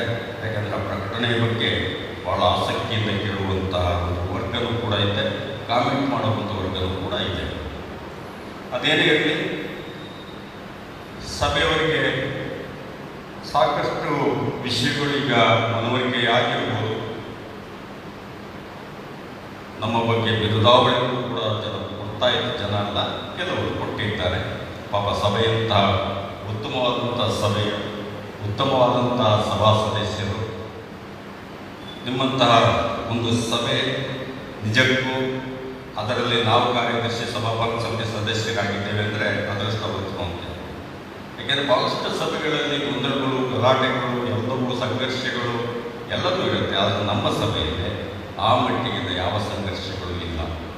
ಸಭಾಪಾಲನಾ ಸಮಿತಿ ಸದಸ್ಯರು ಮತ್ತು ಕೆಲವರು ಇದಿಷ್ಟೇ ನಮ್ಮ ಸಂಘರ್ಷ, ಗಲಾಟೆ ಎಲ್ಲ ನಾವೇ ವಾರಿಸೋದಾದರೂ. ಅದು ಹೊರತಾಗಿ ಸಭೆಯ ಎಲ್ಲ ಸದಸ್ಯರು ಇನ್ನು ಜನರ ತುಂಬ ಒಳ್ಳೆಯವರು. ನಿಮಗೆಲ್ಲರೂ ಕೂಡ ನನಗೆ ನಿಮ್ಮ ನಂಬಿಕೆ, ವಿಶ್ವಾಸ, ಪ್ರೀತಿಯ ಮೂಲಕವಾಗಿ ಮತಗಳನ್ನು ಚಲಾಯಿಸಿ 2 ಟರ್ಮ್ಗಳಲ್ಲಿ ನನ್ನನ್ನು ಸಭಾಪಾಲನಾ ಸಮಿತಿಯ ಸದಸ್ಯರನ್ನ ಮಾಡಿದೆ. ನಂತರದಲ್ಲಿ ಕಾರ್ಯದರ್ಶಿಯಾಗಿ ಕಾರ್ಯನಿರ್ವಹಿಸಲಿಕ್ಕೂ ಕೂಡ ಸಹಾಯ ಆಯಿತು. ಒಂದು ಸಭಾಪಾಲನಾ ಸಮಿತಿ ಕಾರ್ಯದರ್ಶಿ ಆಗಬೇಕಾದ್ರೆ ಆತನಿಗೆ ಆದಂಥ ಒಂದು ವಿಷನ್ ಇರಬೇಕು, ದೂರದೃಷ್ಟಿ ಇರಬೇಕು. ಸಭೆಯ ಹಿತಾಸಕ್ತಿಗಳನ್ನು ಹೇಗೆ ಕಾಪಾಡಬೇಕು, ಸಭೆಗೆ ಅವಶ್ಯಕವಾಗಿ ಇರಬೇಕು, ಈ ಎಲ್ಲಗಳನ್ನು ನಿರ್ವಹಿಸುವಂತಹ ಶಕ್ತಿ ಮತ್ತು ಮುಂದಾಲೋಚನೆ, ದೂರಾಲೋಚನೆ ಇವೆಲ್ಲವುಗಳು ಕೂಡ ಒಬ್ಬ ನಾಯಕನಾಗಿ ನಮಗೆ ಇರಬೇಕಾಗತ್ತೆ. ಆಗ ಮಾತ್ರ ಇದೇನೇ ನಾವು ಅಭಿವೃದ್ಧಿಗಳು ಮಾಡಿದರೂ ಕೂಡ ಕೂಡ ನಮ್ಮ ಪೀರಿಯಡ್ನಲ್ಲಿ ಒಂದು ಸ್ವಲ್ಪ ಮಟ್ಟಿಗೆ ಸ್ಪಿರಿಚುವಲ್ ಆಕ್ಟಿವಿಟೀಸ್ಗಳು ಕಡಿಮೆ ಆಗಿದೆ. ಮುಂದೆ ಬರುವಂತಹ ಸಮಿತಿಗಳು ಅದರ ಬಗ್ಗೆ ಮುಖ್ಯವಾಗಿ ಆಗಬೇಕಾಗಿದೆ. ಆತ್ಮಿಕ ಚಟುವಟಿಕೆಗಳಲ್ಲಿ ಮತ್ತಷ್ಟು ಒತ್ತನ್ನು ಐನೂ ಕೂಡ ಕೊಡಬೇಕಾಗಿ ಅವರಿಗೆ ಕೇಳ್ಕೊಳ್ತೇನೆ. ಹಾಗೆ ಪ್ರಿಯರೇ, ನಮ್ಮ ಕಾಲದಲ್ಲಿ ಕಾನೂನುಗಳ ತೊಡಕು 2017 ಮತ್ತು 2020 ಸಭಾಪಾಲನಾ ಸಮಿತಿಯ ಸಂದರ್ಭದಲ್ಲಿ ಕಾನೂನು ತೊಡಕುಗಳು ಕೂಡ ಬಂದು ಅವುಗಳನ್ನು ಸಮಾಧಿ ಜಾಗದಲ್ಲಿರ್ಬೋದು, ಶಾಂತನಿಗೆ ಟೀಚರ್ ವಿಷಯದಲ್ಲಿರ್ಬೋದು, ಹೈಕೋರ್ಟ್ಗಳಿಗೆಲ್ಲ ಓಡಾಡಿ ಅವುಗಳನ್ನು ನಾವು ಬಗೆಹರಿಸಿದ್ದೇವೆ. ಅಭಿವೃದ್ಧಿ ಕಾರ್ಯಗಳ ವೇಗಗಳ ಬಗ್ಗೆಯೂ ಕೂಡ ಹೇಳೋದಾದರೆ, ಸತ್ಯಭಾಮ ಇವರಿದ್ದಾಗ ಸ್ವಲ್ಪ ಮಟ್ಟಿಗೆ ವೇಗದ ಎಲ್ಲ ಕುಂಠಿತ ಆಯಿತು. ಆದರೆ ಪಾಲ್ ಸಿಂಧೆ ಅಯ್ಯನವರು ಬಂದಾಗ ಏನೇನು ನಿರ್ಣಯಗಳಾಗಿದ್ದವೋ ಆ ನಿರ್ಣಯಗಳನ್ನು ಬೆನ್ನತ್ತಿ ಅವುಗಳನ್ನು ಅಭಿವೃದ್ಧಿ ಕಾರ್ಯಗಳನ್ನು ಕೈಗೆತ್ತಿಕೊಳ್ಳುವಲ್ಲಿ ಅವರು ತುಂಬ ಸಹಕಾರ ಕೊಟ್ಟು ಪ್ರೋತ್ಸಾಹ ಕೊಟ್ಟು ತಮ್ಮ ಮಾರ್ಗದರ್ಶನಗಳನ್ನು ಇಡೀ ನಮ್ಮ ಸಭಾಪಾಲನಾ ಸಮಿತಿಯ ಸದಸ್ಯರಿಗೆ ನೀಡಿದರು. ಹೀಗಾಗಿ ನಾವು ಸಾಕಷ್ಟು ಅಭಿವೃದ್ಧಿ ಕಾರ್ಯಗಳನ್ನು ಮಾಡಿದ್ದೀವಿ. ಈಗಲೂ ಕೂಡ ಕಾಮೆಂಟ್ ಇದ್ದಾವೆ, ಇವರು ಏನು ಮಾಡಲಿಲ್ಲ, 3 ವರ್ಷ ಬರೀ ಜಗಳಗಳನ್ನು ಮಾಡ್ಕೊಂಡು ಕಾಲ ಕಳೆದ್ರು ಅಂತೇಳಿ ನಮ್ಮವರೇ ಕೂಡ ಮಾತಾಡ್ತಾರೆ. ಯಾರೂ ಅಲ್ಲ, ಬೇರೆ ಬೇರೆ ಯಾರು ಪಾಪ ಸಭೆ ಸದಸ್ಯರುಗಳು ಯಾರು ಮಾತಾಡೋದು, ನಮ್ಮ ಆಫೀಸ್ ಬೇರೆಯವರು, ನಾನೇ ಇಲ್ಲಿ ವಾರಸುದಾರರು, ನಮ್ಮ ಸ್ಪಿರಿಚುವಲ್ ನಾವೇ ಮುಂದಿದ್ದೀವಿ ಅಂತ ಹೇಳುವಂಥವ್ರಿಗೆ ಮಾತಾಡ್ತಾರೆ. ಏನು ಮಾಡೋದು? ಹಾಗೆ ನಾವು ಪ್ರಥಮವಾಗಿ ಸಭಾಪಾಲಕರ ಮನೆಯನ್ನು ನವೀಕರಣ ಮಾಡುವಂತಹ ಕಾರ್ಯವನ್ನು ಕೈಗೆತ್ತಿಕೊಂಡು ಅದನ್ನು ಕೂಡ ಮುಗಿಸಿದ್ದೇವೆ. ನಾನು ಬೇಗ ಹೇಳ್ತಾ ಹೋಗ್ತೀನಿ. ಸಭಾಪಾಲಕರ ಮನೆ ಮೇಲೆ ಶೀಟ್ ಶೆಲ್ಟರ್ಗಳನ್ನು ಅಳವಡಿಸಿ ಅದು ಸಂಡೇ ಸ್ಕೂಲ್ಗೆ ಅನುಕೂಲವನ್ನು ಕಲ್ಪಿಸಿಕೊಟ್ಟಿದ್ದೇವೆ. ಇವು ಅಭಿವೃದ್ಧಿ ಕಾರ್ಯಗಳಲ್ಲಿ ನಾವು ಹಂತವಾಗಿ ಬಂದಿದ್ದು. ಬೇತೇಲ್ ಚರ್ಚಿನ ನವೀಕರಣ ಕಾರ್ಯವನ್ನು ಮುಗಿಸಿದ್ದೇವೆ. ಬೇತೇಲ್ ಚರ್ಚಿನ ಕಾಂಪೌಂಡ್ ನಿರ್ಮಾಣ ಮತ್ತು ಅವುಗಳಿಗೆ ಗೇಟ್ಗಳನ್ನು ಅಳವಡಿಸುವಂಥ ಕಾರ್ಯಗಳನ್ನು ಕೂಡ ನಾವು ಮುಗಿಸಿದ್ದೇವೆ. ಡೀಕರ್ ಮನೆ ನವೀಕರಣ, ಭಾಳ ವರ್ಷದ ಹಳೆಯ ಮನೆ ಹಾಗೆ ಬಿದ್ದಿದ್ದದು, ಈ ಒಂದು ಸುಂದರವಾದಂಥ ನವೀಕರಣಗೊಂಡಂಥ ಮನೆ, ವಾಸಕ್ಕೆ ಯೋಗ್ಯವಾದಂಥ ಮನೆ ನಿರ್ಮಾಣ ಆಗಿದೆ. ನಮ್ಮಲ್ಲಿ ಸಿಕ್ಸ್ಟನ್ ಆಗಿ ಬಹಳ ವರ್ಷಗಳಿಂದ ಇದ್ದಂಥ ಜೇಮಣ್ಣನವರಿಗಾಗಿ ಒಂದು ಹೊಸ ಮನೆಯನ್ನು ಕೊಟ್ಟಿದ್ದೇವೆ. ಅದು ಸಭೆಯ ಪರವಾಗಿ ಸಭಾಪಾಲನಾ ಸಮಿತಿ ಮಾಡಿರುವಂಥ ಕಾರ್ಯ. ದೇವಾಲಯದ ಪವಿತ್ರ ಭೋಜನ ಸಂಸ್ಕಾರಕ್ಕೆ ಬೇಕಾದಂತಹ ಒಂದು ಇಂಡಿವಿಜುವಲ್ ಕಪ್ಗಳು, ಸುಮಾರು 534 ಸಿಲ್ವರ್ ಕಪ್ಸ್ಗಳನ್ನು, ಅದ್ರ ಜೊತೆಯಲ್ಲಿ ಟ್ರೇಗಳನ್ನು ಕೂಡ ಅಳವಡಿಸುವ ಮೂಲಕ ಸಭಾ ಜನರ ಅನುಕೂಲಕ್ಕೆ, ಸ್ವಚ್ಛತೆಗೆ, ನೋಡಿ ಇಂಥ ಸಂದರ್ಭದಲ್ಲಿ ಕೋವಿಡ್ ಕಾಲದಲ್ಲಿ ಅದರ ಅವಶ್ಯಕತೆ ಎಷ್ಟಿತ್ತು, ಇವುಗಳನ್ನು ಕೂಡ ಮಾಡಿದ್ದೇವೆ. ದೇವಾಲಯದ ಉಪಯೋಗಕ್ಕಾಗಿ ಸಾಫ್ಟ್ವೇರ್ ಅಳವಡಿಸಿ ದೇವಾಲಯದ ಎಲ್ಲ ರೀತಿಯ ದಾಖಲೆ ಪತ್ರಗಳನ್ನು, ಲೆಕ್ಕಪತ್ರಗಳನ್ನು ಅದರಲ್ಲಿ ಅಳವಡಿಕೆ ಮಾಡಲಾಗಿದೆ. ಅಂದರೆ ಡಿಜಿಟಲೈಸ್ ಆಗಿರುವ ಒಂದು ಸಿಸ್ಟಮ್ ಇದೆ. ದೇವಾಲಯಕ್ಕೆ ಪ್ರತ್ಯೇಕವಾದ ಲಾಂಛನ ಅಥವಾ ಎಂಬ್ಲೆಮ್ ಅನ್ನು ಕೂಡ ನಾವು ಬಿಡುಗಡೆ ಮಾಡಿದ್ದೇವೆ. ಅಂದರೆ ಮುಖ್ಯವಾಗಿ ಇವತ್ತೇನು ಮತ್ತೆ ಬಹುಶಃ ಅಲ್ಲಿ ಧಾರವಾಡದಲ್ಲಿ ಗುರುದೀಕ್ಷೆ ನಡೀತಾ ಇರ್ಬೋದು, ಅದನ್ನೇ ಆರ್ಡಿನೇಷನ್ ಫಂಕ್ಷನ್ನು ನಾನು ಕೂಡ ಈಗ ನೆನಪು ಮಾಡ್ಕೊತೇನೆ. ನಾವು ಕೂಡ ಗುರುದೀಕ್ಷೆಯನ್ನು ಜನಮಾನಸದಲ್ಲಿ, ನಮ್ಮ ಡಯಸಿಸ್ನಲ್ಲಿ ಬಹಳ ಕಾಲ ಈಗಲೂ ಕೂಡ ನೆನಪು ಮಾಡ್ಕೊತಾರಂತೆ. ಸಂತ ಥಾಮಸ್ ದೇವಾಲಯದಲ್ಲಿ ನಿಜಕ್ಕೂ ಒಂದು ಅತ್ಯುತ್ತಮವಾದಂಥ ಗುರುದೀಕ್ಷೆ ಕಾರ್ಯಕ್ರಮವನ್ನು ಮಾಡಿದರು. ನಮಗೆ ಯಾವುದೇ ಒಂದು ಚೂರು ಖರ್ಚಿಲ್ಲದ ಹಾಗೆ, ಬಹುಶಃ ಇತಿಹಾಸದಲ್ಲಿ ಅದು ಫಸ್ಟ್ ಅಂತ ಕಾಣುತ್ತೆ. ಎಲ್ಲ ರೀತಿಯ ಖರ್ಚು ವೆಚ್ಚಗಳನ್ನು ನಾವು ನಿರ್ವಹಿಸಿ ಸಭಾಪಾಲಕರಿಗೆ ಆ ವ್ಯವಸ್ಥೆಯಲ್ಲಿ ಸಂಕ್ಷಿಪ್ತವಾದರೆ ನಿಮ್ಮ ಸಭೆಯಲ್ಲಾಗ್ತಾ ಇದೆ. ಫ್ರೀಜರ್ ಬಾಕ್ಸ್ಗಳನ್ನು ಕೂಡ ಅಳವಡಿಸಿದ್ವಿ. ಸಮಾಧಿ ಜಾಗದಲ್ಲಿ ಕೊಂಕಣಿ ಕ್ರೈಸ್ತರ ಸಹಾಯದಿಂದ ವೆಹಿಕಲ್ಗಳನ್ನು ಪರ್ಚೇಸ್ ಮಾಡಿ ಅದನ್ನು ಕೂಡ ಮಾಡಿದ್ದೇವೆ. ದೇವಾಲಯದಿಂದ ಸಮುದಾಯ ಭವನಕ್ಕೆ 18 ಲಕ್ಷ ಮತ್ತು ಬರಿಯಲ್ಪಟ್ಟಿಗೆ 2 ಲಕ್ಷ, ಈಗ 20 ಲಕ್ಷ ಬಂಡವಾಳ ಸಾಲವನ್ನು ಕೂಡ ನಾವು ಅಲ್ಲಿಂದ ತೀರಿಸಿದ್ದೇವೆ. ಭೂಸ್ಥಾಪನಾ ಸಮಿತಿಯವರ ಸಮುದಾಯ ಭವನಕ್ಕೆ ನೀಡಿದಂಥ 2 ಲಕ್ಷ ರೂಪಾಯಿಗಳನ್ನು ಕೂಡ ತೀರಿಸಿದ್ದೇವೆ. ಸಮುದಾಯ ಭವನದಲ್ಲಿ 12 KV ಇದ್ದಂತಹ ವಿದ್ಯುತ್ತನ್ನು 20 KV ಅಂದರೆ 8 KV ಜಾಸ್ತಿ ಮಾಡಿದ್ದೇವೆ.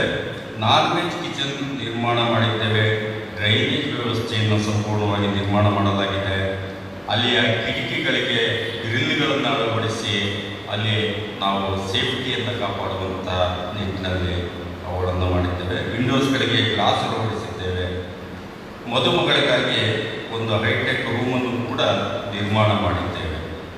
ಅದಲ್ಲದೆ ಡೈನಿಂಗ್ ಹಾಲ್ಗೆ ಹೊಂದಿಕೊಂಡಂತೆ ಸುಮಾರು 250 ಜನರು ಕೂತು ಊಟ ಮಾಡುವಂಥ ವ್ಯವಸ್ಥೆಯ ಒಂದು ಶೀಟ್ ಶೆಲ್ಟರನ್ನು ಕೂಡ ಅಳವಡಿಸಿದ್ದೇವೆ. ಸೀರಿಯಲ್ ಸೆಟ್ಗಳನ್ನು ಅಳವಡಿಸಲಾಗಿದೆ. ಸುಮಾರು 7-8 ವರ್ಷಗಳಿಂದ ನೆನೆಗುದಿಗೆ ಬಿದ್ದಂಥ ಆಡಿಟನ್ನು ಕೂಡ ಅಲ್ಲಿ ಮಾಡಿಸಿದ್ದೇವೆ. ಹಣಕಾಸಿನ ಸಂಪೂರ್ಣ ವ್ಯವಸ್ಥೆಗಳನ್ನು ನಾವು ಚೆಕ್ ಮೂಲಕ ವ್ಯವಹರಿಸುವಂತಹ ವ್ಯವಸ್ಥೆಗಳನ್ನು ಮಾಡಿದ್ದೇವೆ. ಹೇಗೋ ನಿಮ್ಮೆಲ್ಲರ ಸಹಕಾರದಿಂದ 2017 ಮತ್ತು 2020 ಈ ಒಂದು ಅವಧಿಯ ಸಭಾಪಾಲನಾ ಸಮಿತಿಯಲ್ಲಿ ಸಾಕಷ್ಟು ಅಭಿವೃದ್ಧಿ ಕಾರ್ಯಗಳಾಗಿದ್ದಾವೆ ಅಂತೇಳಿ ನಾನು ಈ ಸಂದರ್ಭದಲ್ಲಿ ಹೆಮ್ಮೆಯಿಂದ ಹೇಳಿಕೊಳ್ಳೋಕ್ಕೆ ಬಯಸ್ತೇನೆ. ಅದೇ ರೀತಿ ನಮ್ಮ ಸಭಾಪಾಲನಾ ಸಮಿತಿಯ ಸದಸ್ಯರು, ಅಯ್ಯನವರು ಎಲ್ಲರೂ ಕೂಡ ಜೊತೆಯಲ್ಲಿ ಸಭೆಗಳು ಕೂಡ ನಮ್ಮೊಂದಿಗೆ ತುಂಬ ಆತ್ಮೀಯವಾಗಿದ್ದು ಎಲ್ಲ ರೀತಿಯ ಸಹಾಯವನ್ನು ಮಾಡಿದ್ದೀರಿ. ನಮಗೆ ಬೇಕಾದಾಗ ಹಣಕಾಸಿನಲ್ಲಿ ಕೇಳಿದ್ದೀವಿ, ಅವನ್ನು ಕೂಡ ದಾನರೂಪವಾಗಿ ದೇಣಿಗೆ ಮೂಲಕ ಕೊಟ್ಟಿದ್ದೀರಿ. ನಿಮಗೆಲ್ಲರಿಗೂ ಅಯ್ಯನವರು ಅನಂತ ಧನ್ಯವಾದಗಳನ್ನು ಸಲ್ಲಿಸಿ, ಈ ನಾವೇನಾದರೂ ತಪ್ಪಾಗಿದ್ದರೆ ನನ್ನಿಂದ ಅಥವಾ ನಾವು ಮಾಡುವಂಥ ದಾರಿಯಲ್ಲಿ ಎಡವಿದ್ದರೆ ಅವುಗಳನ್ನು ಮನಸ್ಸಿನಲ್ಲಿ ಹಾಕ್ಕೊಳ್ಳಿ.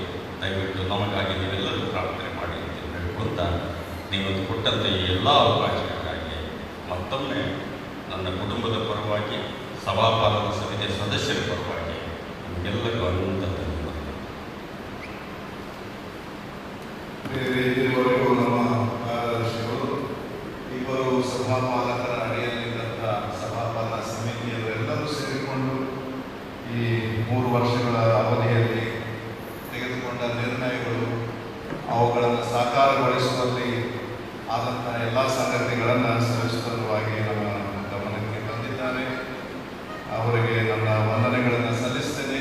ವಿಶೇಷವಾಗಿ ಕಳೆದ ಹೆಚ್ಚು ಕಡಿಮೆ 1.5 ವರ್ಷದಿಂದ ಸಭಾಪಾಲನಾ ಸಮಿತಿ ನನ್ನೊಂದಿಗೆ ಇಟ್ಟುಕೊಂಡು ಒಳ್ಳೆಯ ಸಹಕಾರವನ್ನು ಕೊಟ್ಟಿದ್ದೀರಿ ಮತ್ತು ನಿಮ್ಮ ಪ್ರೀತಿಯನ್ನು ತೋರಿಸಿದ್ದೀರಿ.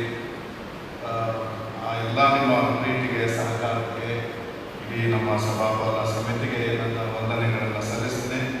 ಬರುವ ಭಾನುವಾರದಿಂದ ಸಭಾಪಾಲನಾ ಸಮಿತಿಯ ಅಸ್ತಿತ್ವದಲ್ಲಿರುವುದಿಲ್ಲ ಅಥವಾ ಉಸ್ತುವಾರಿಯಾಗಿರುತ್ತದೆ. ಚುನಾವಣೆಯ ಪ್ರಕ್ರಿಯೆ ಕಾನೂನಿನ ಬದ್ಧವಾಗಿ 2020-2023ನೇ ತ್ರೈವಾರ್ಷಿಕ ಸಭಾಪಾಲನಾ ಸಮಿತಿಯ ಸದಸ್ಯರ ಚುನಾವಣೆ ನಮ್ಮ ಸಭೆಯ ಆಲಯದಲ್ಲಿ ಬರುವ ಅಕ್ಟೋಬರ್ 18ನೇ ತಾರೀಕು 6ನೇ ನಂತರ ನಡೆಯಲಿದೆ. ಈ ಚುನಾವಣೆಯ ಪ್ರಕ್ರಿಯೆಯಲ್ಲಿ ಭಾಗವಹಿಸುವ ಮತದಾರರಿಗೆ ಇರಬೇಕಾದ ಅರ್ಹತೆಗಳನ್ನು ನಾವು ಸೂಚನಾ ಫಲಕಕ್ಕೆ ಅಂಟಿಸಿದ್ದೇವೆ. ನಾನೊಂದು ಸಾರಿ ಅವುಗಳನ್ನು ನಿಮ್ಮ ಮುಂದೆ ಓದುತ್ತೇನೆ. ಹೆಚ್ಚಿನ ಮಾಹಿತಿಗಳು ಬೇಕಿದ್ರೆ ಸೂಚನಾ ಫಲಕವನ್ನು ನೋಡಬಹುದು ಅಥವಾ ಸಮಯವಿದ್ದರೆ ನನ್ನನ್ನು ಸಂಪರ್ಕಿಸಿ ಈ ವಿಷಯ ಮಾಹಿತಿಗಳನ್ನು ಪಡೆಯಬಹುದು. ಮತದಾರರು ಅಥವಾ ಮತದಾರರ ಅಂತಿಮ ಯಾದಿಯನ್ನು ತಯಾರಿಸುವ ತಾರೀಖಿಗೆ ಅಥವಾ ಸಮಯದಲ್ಲಿ 21 ವರ್ಷ ಪ್ರಾಯದವರಾಗಿರಬೇಕು. ದೇವಾರಾಧನೆಯಲ್ಲಿ ಭಾಗವಹಿಸುವವರು ಮತ್ತು ಕರ್ತನ ಪವಿತ್ರ ಭೋಜನ ಸಂಸ್ಕಾರದಲ್ಲಿ ಕ್ರಮವಾಗಿ ಭಾಗವಹಿಸುವವರು ಆಗಿರಬೇಕು. 3ನೇದು, ತಮ್ಮ ಸಭಾವಂತಿಕೆಯನ್ನು ಸಭಾಪಾಲನಾ ಸಮಿತಿಯವರು ತೀರ್ಮಾನಿಸಿದ ದಿನಾಂಕಕ್ಕೆ ಅನುಗುಣವಾಗಿ ಯಾವುದೇ ಬಾಕಿ ಇಟ್ಟುಕೊಂಡಿರಬಾರದು. ಅಂದರೆ ಸಭಾವಂತಿಕೆಯು ಪ್ರತಿಯೊಬ್ಬ ಉದ್ಯೋಗಸ್ಥ ಸದಸ್ಯನ ಅಥವಾ ಸದಸ್ಯರ ಆದಾಯದ ಅಥವಾ ಸಂಬಳದ ಪ್ರತಿಶತ 1ಕ್ಕಿಂತ ಕಡಿಮೆ ಇರಬಾರದು. ಯಾವುದೇ ಆದಾಯವಿಲ್ಲದ ಸದಸ್ಯರು ವರ್ಷಕ್ಕೆ ರೂಪಾಯಿ 120ಕ್ಕೆ ಕಡಿಮೆ ಇಲ್ಲದಂತೆ ಸಭಾವಂತಿಕೆ ಪಾವತಿಸಬೇಕು. ಚುನಾವಣೆಗಿಂತ ಮೊದಲು ಕನಿಷ್ಠ 1 ವರ್ಷವಾದರೂ ಸತತವಾಗಿ ಸಭಾ ಕ್ಷೇತ್ರದಲ್ಲಿ ವಾಸವಾಗಿರಬೇಕು ಮತ್ತು ತನ್ನ ಮುಂಚಿನ CSI ಸಭೆಯಿಂದ ಸದಸ್ಯತ್ವದ ವರ್ಗಾವಣೆ ಪತ್ರವನ್ನು ಚುನಾವಣೆಗಿಂತ ಕನಿಷ್ಠ 1 ವರ್ಷ ಮುಂಚಿತವಾಗಿ ಸಭಾಪಾಲಕರಿಗೆ ಸಲ್ಲಿಸಿರಬೇಕು. ಬೇರೆ ಸಭೆಗಳಿಂದ ಬಂದು ನಮ್ಮ CSI ಸಭೆಗೆ ಸೇರಿದವರಾಗಿದ್ದರೆ ಅಂಥವರು CSI ಸಭೆಯ ನಂಬಿಕೆ ಮತ್ತು ಆಚರಣೆಗಳನ್ನು ಒಪ್ಪಿಕೊಳ್ಳುವುದಾಗಿಯೂ, ದಕ್ಷಿಣ ಭಾರತ ಸಭೆಯ ಹಾಗೂ ಕರ್ನಾಟಕ ಉತ್ತರ ಸಭಾ ಪ್ರಾಂತದ ಘಟನಾವಳಿಗಳಿಗೂ ಹಾಗೂ ಉಪನಿಯಮಗಳಿಗೆ ಬದ್ಧವಾಗಿ ನಡೆದುಕೊಳ್ಳಲು ಒಪ್ಪುವುದಾಗಿ ಲಿಖಿತದ ಮೂಲಕವಾಗಿ ಹೇಳಿಕೆಯನ್ನು ಬರೆದುಕೊಡತಕ್ಕದ್ದು ಮತ್ತು ಅಂಥವರು ಚುನಾವಣೆಯ ದಿನಕ್ಕಿಂತ ಮೊದಲು ಕನಿಷ್ಠ 2 ವರ್ಷಗಳ ಕಾಲ ಸಭಾ ಕ್ಷೇತ್ರದಲ್ಲಿ ವಾಸಿಸುತ್ತಿದ್ದು ಬಿಷಪರ ಅನುಮತಿಯ ಮೇರೆಗೆ ಸಭಾಪಾಲನಾ ಸಮಿತಿಯಿಂದ ಅಂಗೀಕರಿಸಲ್ಪಟ್ಟು ಕರ್ತನ ಪವಿತ್ರ ಭೋಜನ ಸ್ವೀಕರಿಸುವವರಾಗಿರಬೇಕು. ಚುನಾವಣೆ ನಡೆಯುವ ಸಮಯದ 2 ವರ್ಷಗಳ ಮುಂಚಿನ ಅವಧಿಯಲ್ಲಿ ಬಿಷಪರಿಂದ ಯಾವುದೇ ಶಿಸ್ತಿನ ಕ್ರಮಕ್ಕೆ ಗುರಿಯಾದವರಾಗಿರಬಾರದು. 7. ಸಭಾಪಾಲಕರ ಒಂದಕ್ಕಿಂತ ಹೆಚ್ಚಿನ ಸಭೆಗಳಲ್ಲಿ ಮತದಾರರಾಗಿರಬಾರದು. 8. ಬಿಷಪರ ಪೂರ್ವಾನುಮತಿ ಇಲ್ಲದೆ ಸಭಾಪ್ರಾಂತದ ಮೇಲೆ ಅಥವಾ ಅದರ ಅಧಿಕಾರಿಗಳ ಮೇಲೆ ಇಲ್ಲವೇ ಅದರ ಸಭೆಗಳ ಮತ್ತು ಅದರ ಸಂಘ ಸಂಸ್ಥೆಗಳ ಮೇಲೆ ಇಲ್ಲವೇ ಪ್ರಾದೇಶಿಕ ಪರಿಷತ್ತಿನ ಮೇಲೆ ಯಾವುದೇ ಮೊಕದ್ದಮೆಗಳನ್ನು ನ್ಯಾಯಾಲಯಗಳಲ್ಲಿ ಹೂಡಿದವರು ಚುನಾವಣೆಗಳ ಮತದಾನ ಮಾಡುವುದಕ್ಕಾಗಿ ಆಗಲಿ ಅಭ್ಯರ್ಥಿಯಾಗಿ ಚುನಾವಣೆಯಲ್ಲಿ ಸ್ಪರ್ಧಿಸುವುದಕ್ಕಾಗಲಿ ಅರ್ಹರಾಗುವುದಿಲ್ಲ. ಸಭಾಪಾಲನಾ ಸಮಿತಿಯ ಸದಸ್ಯರು ಸಭಾಪ್ರಾಂತದ ಅಂದರೆ ಡಯಾಸಿಸ್ ಮೂಲಕ ಡಯಾಸಿಸ್ ಮತ್ತು ಪ್ರಾದೇಶಿಕ ಅಂದರೆ ಏರಿಯಾ ಪರಿಷತ್ತುಗಳಿಗೆ ಪ್ರತಿನಿಧಿಗಳಾಗುವವರಿಗೆ ಇರಬೇಕಾದ ಅರ್ಹತೆಗಳು. 1. ಮತದಾರರ ಪ್ರಥಮ ಯಾದಿಯು ಪ್ರಕಟಿಸಲ್ಪಡುವ ದಿನದೊಳಗಾಗಿ 25 ವರ್ಷಕ್ಕಿಂತ ಕಡಿಮೆ ವಯಸ್ಸಿನವರಾಗಿರಬಾರದೆಂಬ ನಿಯಮವನ್ನು ಹೊರತುಪಡಿಸಿ ಉಳಿದಂತೆ ಮತದಾರರಿಗೆ ಇರಬೇಕಾದ ಎಲ್ಲ ಅರ್ಹತೆಗಳು ಇರಬೇಕೆಂದು ಅಥವಾ ಅನ್ವಯಿಸುತ್ತದೆ. 2. ಸತತವಾಗಿ ಸಭಾ ಕ್ಷೇತ್ರದಲ್ಲಿಯೇ ವಾಸಿಸುವವರಾಗಿರಬೇಕು. 3. ಯಾವುದೇ ಸದಸ್ಯನು ಅಥವಾ ಸದಸ್ಯರು ಸತತವಾಗಿ 2ಕ್ಕಿಂತ ಹೆಚ್ಚಿನ ಅವಧಿಗೆ ಸಭಾಪಾಲನಾ ಸಮಿತಿಗೆ ಸದಸ್ಯರಾಗಿ ಆಯ್ಕೆಯಾಗಲು ಅರ್ಹರಲ್ಲ. ಹೀಗೂ 1 ಅವಧಿಯ ಬಿಡುವಿನ ನಂತರ ಮಾತ್ರ ಸಭಾಪಾಲನಾ ಸಮಿತಿಗೆ ಸದಸ್ಯರಾಗಿ ಪುನರಾಯ್ಕೆಯಾಗಲು ಅರ್ಹರು. 2007-2009 ದ್ವೈವಾರ್ಷಿಕ ಅವಧಿಯ ಸಭಾಪ್ರಾಂತದ ಪರಿಷತ್ತಿನಲ್ಲಿ ತಿದ್ದುಪಡಿಯಾದ KND ಸಂವಿಧಾನ ಹಾಗೂ ಉಪನಿಯಮಗಳ ಅನ್ವಯವಾಗಿ ಆಯ್ಕೆಯಾಗುವ 10 ಮಂದಿ ಸಭಾಪಾಲನಾ ಸಮಿತಿ ಸದಸ್ಯರಲ್ಲಿ 2 ಜನ ಮಹಿಳೆಯರು ಹಾಗೂ 2 ಜನ 35 ವರ್ಷ ವಯಸ್ಸಿನ ಒಳಗಿನವರಾಗಿರಬೇಕು.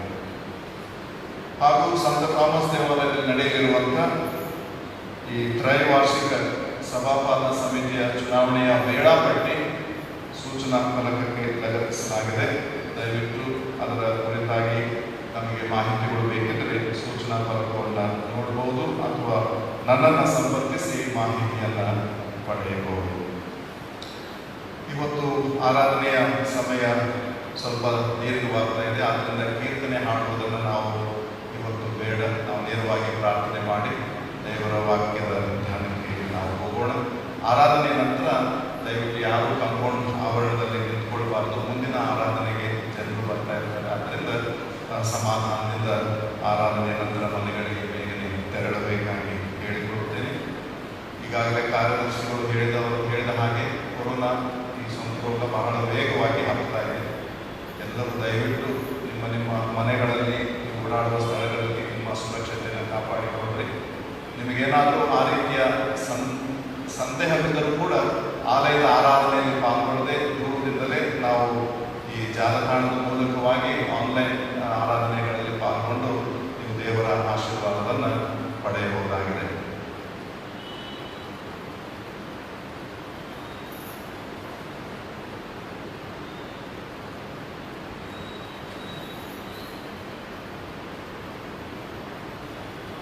ಪೂರಕವಾಗಿ ಬರುವ ಭಾನುವಾರದ ಆರಾಧನೆಯಲ್ಲಿ ವಿಶೇಷವಾಗಿ ಎಲ್ಲರಿಗೂ ಪಾಲ್ಗೊಳ್ಳುವ ಮನಸ್ಸು ಇದ್ದೇ ಇರ್ತದೆ. ಯಾಕಂದರೆ ಬಿಷಪರು ಬರ್ತಾರೆ, ಬಿಷಪ್ ಅಮ್ಮನವರು ಬರ್ತಾರೆ.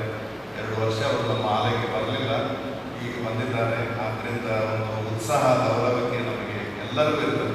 ಈ ಆರಾಧನೆಯಲ್ಲಿ ನಾವು ಅವರೊಂದಿಗೆ ಸೇರಿ ಆಶೀರ್ವಾದ ಪಡೆಯುವಂಥದ್ದು ಅದು ಬಹಳ ಸಂತೋಷದ ವಿಚಾರ. ಆದರೆ ನಮ್ಮ ಪರಿಸ್ಥಿತಿಗಳು ನಮಗೆ ಪೂರಕವಾಗಿಲ್ಲ, ಅನುಕೂಲಕರವಾಗಿಲ್ಲ. ಇದನ್ನು ತಾವೆಲ್ಲರೂ ಗಮನದಲ್ಲಿಟ್ಟುಕೊಳ್ಬೇಕು. ಮುಖ್ಯವಾಗಿ ದೃಢೀಕರಣ ಹೊಂದುವ ಮಕ್ಕಳಿಗೆ ಅಥವಾ ಅವರ ಪರಿವಾರದವರಿಗೆ ಸ್ಥಳದಲ್ಲಿ ಚರ್ಚಲ್ಲಿ ಸ್ವಲ್ಪ ಕೂತ್ಕೊಳ್ಳಿಕ್ಕೆ ಅವಕಾಶವಾಗುವ ಹಾಗೆ ಯೋಚಿಸಬೇಕಾಗಿ ನಿಮ್ಮನ್ನು ಕೇಳಿಕೊಳ್ತೇನೆ.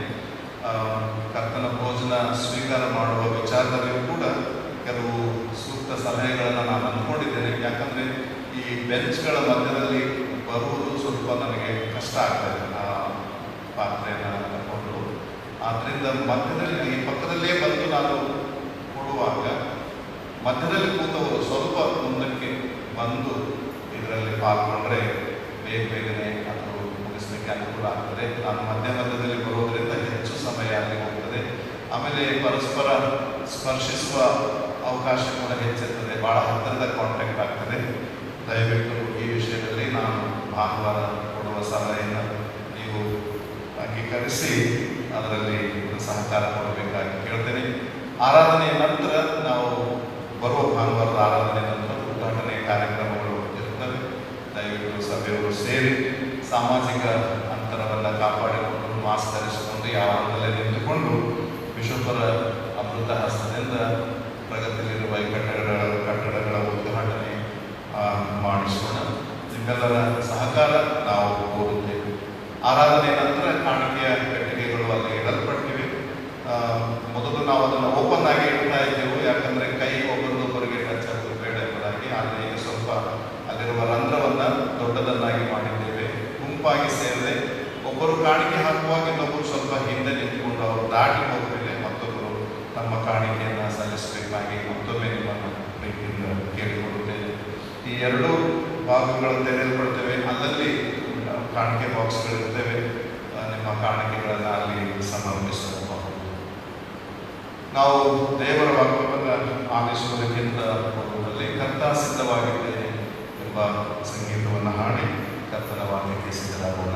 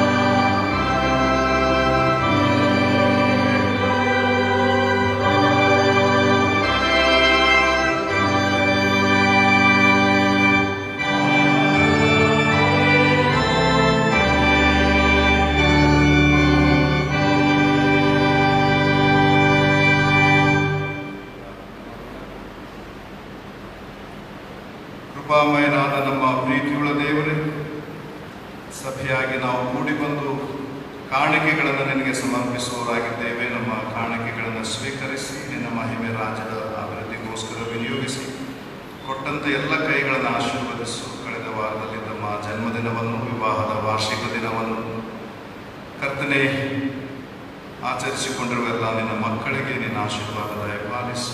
ಆರೋಗ್ಯ ಕ್ಷೇಮ ನಮ್ಮೆಲ್ಲರಿಗೂ ಕೊಟ್ಟು ಮುನ್ನಡೆಸು. ನಿನ್ನ ಪವಿತ್ರ ವಾಕ್ಯ ಧ್ಯಾನ ನಮ್ಮೆಲ್ಲರಿಗೂ ಪ್ರಯೋಜನಕರವಾಗಿರುವಂತೆ ನಿನ್ನ ಸೇವಕನ ಮೂಲಕವಾಗಿ ಮಾತನಾಡು. ಯೇಸುವಿನ ನಾಮದಲ್ಲಿ ಬೇಡಿದ್ದೇವೆ ತಂದೆ, ಆಮೆನ್.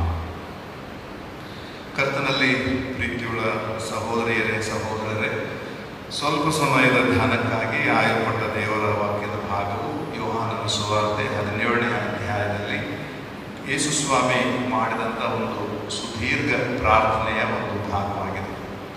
ಈ ಹೊತ್ತಿನ ದಿನ ಬಹಳ ವಿಶೇಷವಾದ ದಿನ. ನಮ್ಮ CSI ಜೀವನದಲ್ಲಿ ಒಂದು ವಿಶೇಷವಾದ ದಿನ. ಸೆಪ್ಟೆಂಬರ್ 27, 1947ನೇ ಇಸ್ವಿಯಲ್ಲಿ ನಾವು ಬೇರೆ ಬೇರೆ ಮಿಷನ್ಗಳು, ಸಂಘ ಸಂಸ್ಥೆಗಳು ಆದ ನಾವೆಲ್ಲರೂ ಒಂದಾಗಿ ದಕ್ಷಿಣ ಭಾರತ ಸಭೆ ಎಂಬುದಾಗಿ ಸ್ಥಾಪನೆ ಮಾಡಲ್ಪಟ್ಟರು. ಅದಕ್ಕಿಂತ ಪೂರ್ವದಲ್ಲಿ ಶಿವಮೊಗ್ಗ ಭಾಗದಲ್ಲಿ ವೆಸ್ಲಿಯನ್ ಮೆಥೋಡಿಸ್ಟ್ ಎಂಬುದಾಗಿ, ಹುಬ್ಬಳ್ಳಿ ಭಾಗದಲ್ಲಿ ಬಾಸಲ್ ಮಿಷನ್ ಎಂಬುದಾಗಿ, ಬಳ್ಳಾರಿಯಲ್ಲಿ ಲಂಡನ್ ಮಿಷನರಿ ಸೊಸೈಟಿ ಎಂಬುದಾಗಿ, ಹುಬ್ಬಳ್ಳಿ ಧಾರವಾಡದಲ್ಲಿ ಆಂಗ್ಲಿಕನ್ ಮಿಷನ್ ಎಂಬುದಾಗಿ ಬೇರೆ ಬೇರೆ ಚರ್ಚ್ಗಳಾಗಿ ನಾವು ಒಂದೊಂದು ಸಭೆಯ ಸದಸ್ಯರಾಗಿ ಜೀವನ ಮಾಡ್ತಾ ಇದ್ದೆವು. ಸ್ವಾತಂತ್ರ್ಯ ಸಿಕ್ಕ ನಂತರ ಮಿಷನರಿಗಳು ದೇಶ ಬಿಟ್ಟು ಹೋಗುವಂಥ ಪರಿಸ್ಥಿತಿ ನಿರ್ಮಾಣವಾಗುತ್ತಾ ಇರುವುದನ್ನು ಅವರು ಮನಗಂಡು ನಾವು ಹೀಗೆ ಚಿಕ್ಕ ಚಿಕ್ಕ ಸಭೆಗಳಾಗಿ ಬೇರೆಯಾಗಿದ್ದರೆ ನಮ್ಮ ಅಸ್ತಿತ್ವದ, ಭವಿಷ್ಯತ್ತಿನ ಅಸ್ತಿತ್ವದ ಕುರಿತಾಗಿ ಅವರು ಯೋಚಿಸಿ ಇವರನ್ನು ಒಂದು ಐಕ್ಯತೆಯಲ್ಲಿ ತಂದರೆ, ಒಂದು ಅನ್ಯೋನ್ಯತೆಯಲ್ಲಿ ತಂದರೆ, ಒಗ್ಗಟ್ಟಾಗಿ ಇರುವುದಾದರೆ ಬಲ ಹೆಚ್ಚಾಗ್ತದೆ ಅನ್ನುವಂಥ ಯೋಚನೆಗಳನ್ನು ಅಂದಿನ ನಮ್ಮ ಭಾರತೀಯ ಬಿಷಪರುಗಳು, ನಾಯಕರುಗಳು ಹಾಗೂ ಅಂದಿನ ಮಿಷನರಿ ಸಂಘ ಸಂಸ್ಥೆಗಳ ಅಧಿಕಾರಿಗಳು ಯೋಚಿಸಿ ಈ ಒಂದು ಸರ್ಕ್ಯುಲರನ್ನು ಹೊರಡಿಸಿ ಕೇಳಿಕೊಂಡರು, ಯಾರೆಲ್ಲ ಈ ಒಂದು ಒಕ್ಕೂಟಕ್ಕೆ ಸೇರಿಕೊಳ್ಳುತ್ತೀರಿ ಎಂಬುದಾಗಿ ಕೇಳುವಾಗ ಕೆಲವು ಸಂಘ ಸಂಸ್ಥೆಗಳು ಮುಂದೆ ಬಂದು, ಆ ಮಿಷನರಿಗಳು ಮುಂದೆ ಬಂದು ಅವರೆಲ್ಲರೂ ಸೇರಿ ಒಂದು ಅಗ್ರಿಮೆಂಟನ್ನು ಮಾಡಿ 1947ನೇ ಇಸ್ವಿ ಸೆಪ್ಟೆಂಬರ್ 27ರಂದು ಚೆನ್ನೈನಲ್ಲಿರುವಂಥ ಸೆಂಟ್ ಜಾರ್ಜ್ ಕಥೀಡ್ರಲ್ನಲ್ಲಿ ಒಂದು ದೊಡ್ಡದಾದ ಆರಾಧನೆಯನ್ನು ಎಲ್ಲ ಈ ದೊಡ್ಡ ದೊಡ್ಡ ಸಭೆಗಳ ಬಿಷಪರುಗಳು ಸೇರಿ ಆರಾಧನೆಯನ್ನು ಮಾಡಿ ಈ ದಕ್ಷಿಣ ಭಾರತ ಸಭೆ ಎಂಬುದಾಗಿ ಶುರು ಮಾಡಿ ಆ ಕಾಲದಲ್ಲಿ ಕೆಲವರು ಇದನ್ನು ಟೀಕಿಸಿದರು. ಈ ಅನ್ಯೋನ್ಯತೆ ನಡೆಯುವುದಿಲ್ಲ, ಯಾಕಂದರೆ ವೆಸ್ಲಿಯನ್ ಮೆಥೋಡಿಸ್ಟ್ನವರು ಮಾಡುವ ಆರಾಧನೆಯೇ ಬೇರೆ, ಆಂಗ್ಲಿಕನ್ನರು ಮಾಡುವ ಆರಾಧನೆಯೇ ಬೇರೆ, ಬಾಸಲ್ ಮಿಷನ್ ಅವರು ಮಾಡುವ ಆರಾಧನೆಯೇ ಬೇರೆ, ಅವರ ಸಂಸ್ಕೃತಿ ಬೇರೆ, ಅವರ ವಿಚಾರಗಳು ಬೇರೆ. ಹೀಗಾಗಿ ಇದು ಒಂದಾಗಿ ಬರುವುದು ಕಷ್ಟ ಎಂಬುದಾಗಿ ಆ ಸಮಯದಲ್ಲಿ ತುಂಬ ಹೋರಾಟಗಳಾದವು. ನಾವು ಸೇರೋದಿಲ್ಲ, ಸಾಮಾನ್ಯವಾಗಿ ಜನಗಳು ಕೆಲವರೆಲ್ಲ ಅದಕ್ಕೆ ಅತೃಪ್ತಿಯನ್ನು ವ್ಯಕ್ತಪಡಿಸಿದರು. ಕೆಲವರೆಲ್ಲ ಒಂದು ರೀತಿಯ ಪ್ರವಾದನೆ ಹೇಳಿದ್ರು, ಏನಂದ್ರೆ ಇದು ಒಂದು 10 ವರ್ಷ ಉಳಿಬೇಕಾದ್ರೆ ಜಾಸ್ತಿ ಅದಕ್ಕಿಂತ ಹೆಚ್ಚು ನಡೆಯೋದಿಲ್ಲ. ಇನ್ನು ಕೆಲವರು ಇವರು ಸಿಲ್ವರ್ ಜುಬ್ಲಿನೇ ಮಾಡೋದಿಲ್ಲ ಅಂತ ಹೇಳಿ ಆಗಿನ ಕಾಲದಲ್ಲಿ ಇದ್ದಂಥ ಗುರುಗಳು, ಸಭೆಯವರು, ಹಿರಿಯರು ಅವರು ತಮ್ಮ ಅನಿಸಿಕೆಗಳನ್ನು ವ್ಯಕ್ತಪಡಿಸ್ತಾ ಇದ್ದಾರೆ. ಅದರಲ್ಲಿ ತುಂಬ ಜನ ಅದನ್ನು ಅಂಗೀಕರಿಸಿದ್ರು, ಇದು ಒಳ್ಳೆಯ ವಿಚಾರ, ನಾವು ಒಂದಾಗಿರುವಂಥದ್ದು ಬಹಳ ವಿಚಾರ ಎಂಬುದಾಗಿ ಹೇಳಿ ಮಾಡಿ ನಮ್ಮೆಲ್ಲರಿಗೂ ಅನುಕೂಲವಾಗುವ ಹಾಗೆ 4 ಸಭೆಗಳ ಆರಾಧನೆ ಕ್ರಮದಲ್ಲಿರುವಂಥ ಸಂಗತಿಗಳನ್ನು ಹುಡುಕಿ ತೆಗೆದು ಒಂದು ಸರಿ ಮಾಡಿ ನಮ್ಮದೇ ಆದಂಥ ಒಂದು ಆರಾಧನೆ ಕ್ರಮ ಪುಸ್ತಕವನ್ನು ಮಾಡಿದರು. ಇವತ್ತು ಎಲ್ಲ ಸಭೆಗಳಲ್ಲಿ, ಕೆಲವೊಂದು ಸಭೆಗಳಲ್ಲಿ ಈಗಲೂ ಕೂಡ, ವಿಶೇಷವಾಗಿ ಬಾಸಲ್ ಮಿಷನ್ನಲ್ಲಿ ಪುಸ್ತಕ ಅಷ್ಟು ಉಪಯೋಗ ಮಾಡ್ತಾ ಇಲ್ಲ. ಅವರು ಈಗಲೂ ಕೂಡ ಬಾಸಲ್ ಮಿಷನ್ ಆರಾಧನೆಯೇ ಬೇಕು ಅನ್ನುವಂಥವ್ರು ಇದ್ದಾರೆ. ಆದರೆ ಹೆಚ್ಚಿನ ಸಭೆಯವರು ಇವುಗಳನ್ನು ಅಂಗೀಕರಿಸಿ ಅವರು ಈ ಸೇವೆಯಲ್ಲಿ ಭಾಗವಹಿಸಿದ್ದಾರೆ. ಈಗ ನಾವು 74 ವರ್ಷ ದಾಟಿದ್ದೇವೆ. 10 ವರ್ಷ ನಡೀಲಿಕ್ಕಿಲ್ಲ, 20 ವರ್ಷ ನಡೀಲಿಕ್ಕಿಲ್ಲ ಅಂತ ಹೇಳಿದವರು ಇವತ್ತು ಕೂಡ ಕೆಲವರು ಇದ್ದಾರೆ. ಅವರು ಆಲೋಚನೆ ಮಾಡ್ತಿರ್ಬೋದು, ಏನಪ್ಪ ಇಷ್ಟು ವರ್ಷ ದಾಟ್ತಾ ಇದೆ ಅಂತ. ಕೆಲವರು ಹಾಗೆ ಹೇಳೋದವರು ತೀರಿ ಹೋದರು, ಅವರ ಕುಟುಂಬ ಪರಿವಾರದವರು ಇದ್ದಾರೆ, ಸಾಕ್ಷಿಯಾಗಿ ಇವತ್ತು ನಿಂತಿದೆ. ನಾವು ಸುಮಾರು ದಕ್ಷಿಣ ಭಾರತ ಸಭೆಯಲ್ಲಿ 40 ಲಕ್ಷ ಸದಸ್ಯರಿದ್ದೇವೆ. ಸಣ್ಣ ಸಭೆ ಏನಲ್ಲ, ನಾವು ಬಹಳ ದೊಡ್ಡ ಸದಸ್ಯತ್ವ ಇರುವಂಥ ಒಂದು ಸಭೆ ಇದು. ಸಭೆ ನಿಲ್ಲೋದಿಲ್ಲ, ಮಾಡೋದಿಲ್ಲ ಅಂತ ಸಣ್ಣ ಸಣ್ಣ ಸಭೆಗಳು ಬಹಳವಾಗಿ ಟೀಕಿಸ್ತಾ ಬಂದು, CSI ಏನು ಸಭೆ ಅದು, ಅಲ್ಲಿ ಬರೇ ಹೊಡೆದಾಟ, ಅಲ್ಲಿ ಬರೇ ಜಗಳ, ಅಲ್ಲಿ ಬರೇ ಆಸ್ತಿ ಮಾರಿದ್ರು, ಹಾಗಾಯಿತು ಹೀಗಾಯಿತು, ಬಿಷೊಬ್ಬರಿಂದ ಹಿಡಿದು ಸಭಾ ಹಿರಿಯರವರೆಗೂ ಯಾರ ಮೇಲಾದರೂ ಕೇಸುಗಳು ಇದೇ ಇರ್ತದೆ ಅಂತ ಸಭೆಗಳಿಗೆ ಹೋಗ್ಬಿಟ್ಟು ಕೆಲವರು ಬಿಟ್ಟು ಹೋಗಿ ಎಲ್ಲೆಲ್ಲೋ ಅವರು ಜಾಯ್ನ್ ಆದ್ರೆ ಆ ಸಭೆಗಳಲ್ಲಿ ಸಮಾಧಾನ ಇಲ್ಲ, ಬರೇ ಜಗಳ ಮಾಡ್ತಾರಪ್ಪ, ಏನು ಸಭೆಗಳು ಅಂತೇಳಿ ಹೋದವರು ತಿರುಗಿ ಬಂದರು. ಆ ಸಭೆಗಳಲ್ಲಿ ಇರೋದು ಬೇಡ, ನಮ್ಮ ಸಭೆನೇ ಶ್ರೇಷ್ಠ ನಮಗೆ. ಯಾಕಂದರೆ ನಮ್ಮ ಸಭೆ ಒಂದು ವಿಶೇಷತೆ ಏನಂದರೆ ಜಗಳ ಮಾಡ್ತೀವಿ ನಾವು, ಆದರೆ ಅದು ಒಂದು ಶತ್ರುತ್ವವಾಗಿ, ವೈರತ್ವವಾಗಿ ನಾವು ಇಟ್ಕೊಳ್ಳೋದಿಲ್ಲ. ಮತ್ತೆ ಒಂದು 10 ನಿಮಿಷ ಆದಮೇಲೆ ಅದೇ ಅನ್ಯೋನ್ಯತೆ, ಅದೇ ಪ್ರೀತಿಗೆ ನಾವು ಮರಳಿ ಬರ್ತೇವೆ. ಇದು CSI ಸಭೆಯ ಒಂದು ವಿಶೇಷತೆ. ಯಾರು ಜಗಳ ಮಾಡಿ ವೈರತ್ವ ಕಟ್ಕೊಂಡು ಹಾಗೆ ಒಂದು ಸ್ಪರ್ಧಾತ್ಮಕವಾಗಿರ್ತದೆ. ಟೀಕಿಸುವುದನ್ನು ಟೀಕಿಸ್ತೇವೆ, ತಪ್ಪಿದ್ರೆ ತಪ್ಪೆಂಬುದಾಗಿ ಹೇಳ್ತೇವೆ, ಖಂಡಿಸ್ತೇವೆ, ಒಪ್ಕೊಳ್ತೇವೆ, ಕೆಲಸ ಒಪ್ಕೊಳ್ಳೋದಿಲ್ಲ. ಈ ಸಂಘರ್ಷಣೆಗಳು ನಮ್ಮಲ್ಲಿ ಆಗ್ತಾ ಇರ್ತವೆ. ಅದು ಒಂದು ರೀತಿಯಿಂದ ಒಳ್ಳೆಯದೇ ಇರಲಿ ಪ್ರಿಯರೇ. ಈ ಒಂದು ಹಿನ್ನೆಲೆಯಲ್ಲಿ ಕರ್ತನ ವಾಕ್ಯ ನಮಗೆ ಏನು ಬೋಧಿಸ್ತದೆ? CSI ಸಭೆ ಸ್ಥಾಪನೆ ಆಗುವುದಕ್ಕೆ ಕಾರಣ ನಾನು ಇದೀಗಲೇ ಹೇಳಿದಂತೆ ಅವರೆಲ್ಲರೂ ಒಂದಾಗಿರಬೇಕು. ಇದು ಬಿಬ್ಲಿಕಲ್ ಥಾಟ್. ಯೋಹಾನ ಸುವಾರ್ತೆ 17ನೇ ಅಧ್ಯಾಯದಲ್ಲಿ ಯೇಸು ಸ್ವಾಮಿ ಕೂಡ ಮಾಡಿದ ಪ್ರಾರ್ಥನೆಯಲ್ಲಿ ಇವರೆಲ್ಲರೂ ಒಂದಾಗಿರಬೇಕು ಎಂಬ ಒಂದು ಮಾತನ್ನು ಹೇಳ್ತಾನೆ. ಅದನ್ನೇ ನಾವು CSI ಸಭೆಯ ಒಂದು ಮೋಟೋ ಆಗಿ, ಒಂದು ವಚನವಾಗಿ, ಒಂದು ಗುರಿಯಾಗಿ, we call CSI church as united church and also an uniting church. We welcome also the other organizations which are around us, surrounding us, they are competing us. They can also join, even Pentecost. ಅವ್ರಿಗೂ ಕೂಡ ನಾವು invitation ಕೊಟ್ಟು ಬಂದು join ಆಗಿರಿ ಎಂಬುದಾಗಿ. ಇದು ಪ್ರಕ್ರಿಯೆ ಇರ್ತದೆ. ಉತ್ತರ ಸಭೆಯವರು, ಮಾರ್ತೋಮ ಸಭೆಯವರಿಗೋಸ್ಕರ ಪ್ರಾರ್ಥನೆ ಮಾಡ್ತೇವೆ, ಅವರು ಪ್ರಾರ್ಥನೆ ಮಾಡೋದಕ್ಕೆ ಪರಸ್ಪರ ನಮಗೋಸ್ಕರ ಅವರು ಮಾಡ್ತಾರೆ. ಹೀಗೆ ಇನ್ನೂ ಹೆಚ್ಚಿನ ಸಭೆಗಳು, ಸಂಘ ಸಂಸ್ಥೆಗಳು ಸೇರುವ ವಿಚಾರವಾಗಿ ಪ್ರಕ್ರಿಯೆಗಳು ಜಾರಿಯಲ್ಲಿವೆ. ನಿಮ್ಮ ಪ್ರಾರ್ಥನೆ ಅವಶ್ಯ. ಯಾಕಂದರೆ ನಾವು ಒಂದಾಗಿರಬೇಕೆಂಬುದಾಗಿ ಯೇಸು ಸ್ವಾಮಿ ಬಯಸ್ತಾರೆ. ಯಾಕೆ ಒಂದಾಗಿರ್ಬೇಕಂದ್ರೆ ಲೋಕವು ತಿಳ್ಕೊಳ್ಳುವುದಕ್ಕೋಸ್ಕರ ಏನನ್ನ ತಿಳ್ಕೊಳ್ಬೇಕಾಗಿದೆ? ಇವರು ನಂಬಿದ ದೇವರು ಯೇಸು ಸ್ವಾಮಿ ಎಂಬುದಾಗಿ ತಿಳ್ಕೊಳ್ಳುವ ಉದ್ದೇಶದಿಂದ ನಾವು ಒಂದಾಗಿರಬೇಕೆಂಬುದಾಗಿ. ಒಂದು 20 ವರ್ಷದ ಹಿಂದೆ ನನ್ನ ಹತ್ರ ಯಾರಾದರೂ ಚರ್ಚ್ಗಳ ಬಗ್ಗೆ ಮಾತಾಡಿದ್ರೆ ನಾನು ಯಾವಾಗಲೂ ಹೇಳ್ತಾ ಇದ್ದೆ ಅವರು ನಮ್ಮವರಲ್ಲ ಅಂತ. ಕ್ಯಾಥಲಿಕ್ನ ಬಗ್ಗೆ ಕೇಳಿದ್ರೆ ನಮಗೆ ಅವ್ರಿಗೆ ಸಂಬಂಧ ಇಲ್ಲ, ಅವ್ರು ಯಾರು ನಾವ್ಯಾರು, ನಾವು ಅಲ್ಲಿ ಹೋಗಲ್ಲ, ಈ ಥರ ಮನೋಭಾವನೆ. ಪೆಂಟಿಕೋಸ್ಟ್ನವ್ರು ಬಂದು ಕೇಳಿದ್ರೆ ಅಥವಾ ಇನ್ನೊಬ್ರು ಇಲ್ಲರೇ ಅವರು ನಮ್ಮವರಲ್ಲ. ಅವ್ರು ಹೆಣ್ಣು ಕೊಡೋದು ತಗೊಳ್ಳೋ ವಿಚಾರ ಬಂದಾಗ ಬಹಳ ಕಷ್ಟಪಡ್ತಿದ್ದೆ ನಾನು. ಅಂದರೆ ಕೊಡಲ್ಲಪ್ಪ ನಾವು ಸರ್ಟಿಫಿಕೇಟ್, ಅದು ಕೊಡಕ್ಕೆ ಬರಲ್ಲ, ಹಾಗೆ ಏನು ರೂಲ್ ಇದ್ರೆ ಏನು ಮಾಡಿದ್ರು ಎಲ್ಲೋ ಒಂದು ಕಡೆ ನನ್ನ ಮನಸ್ಸಿನಲ್ಲಿ ಆ ಸಭೆಗಳೆಲ್ಲ ಏನಪ್ಪ ಅವರು ಏನೋ ಮಾಡ್ತಾರೆ ಅಂತ ಒಂದು ಉದಾಸೀನತೆ ಯಾವಾಗಲೂ ಇರ್ತಾ ಇತ್ತು.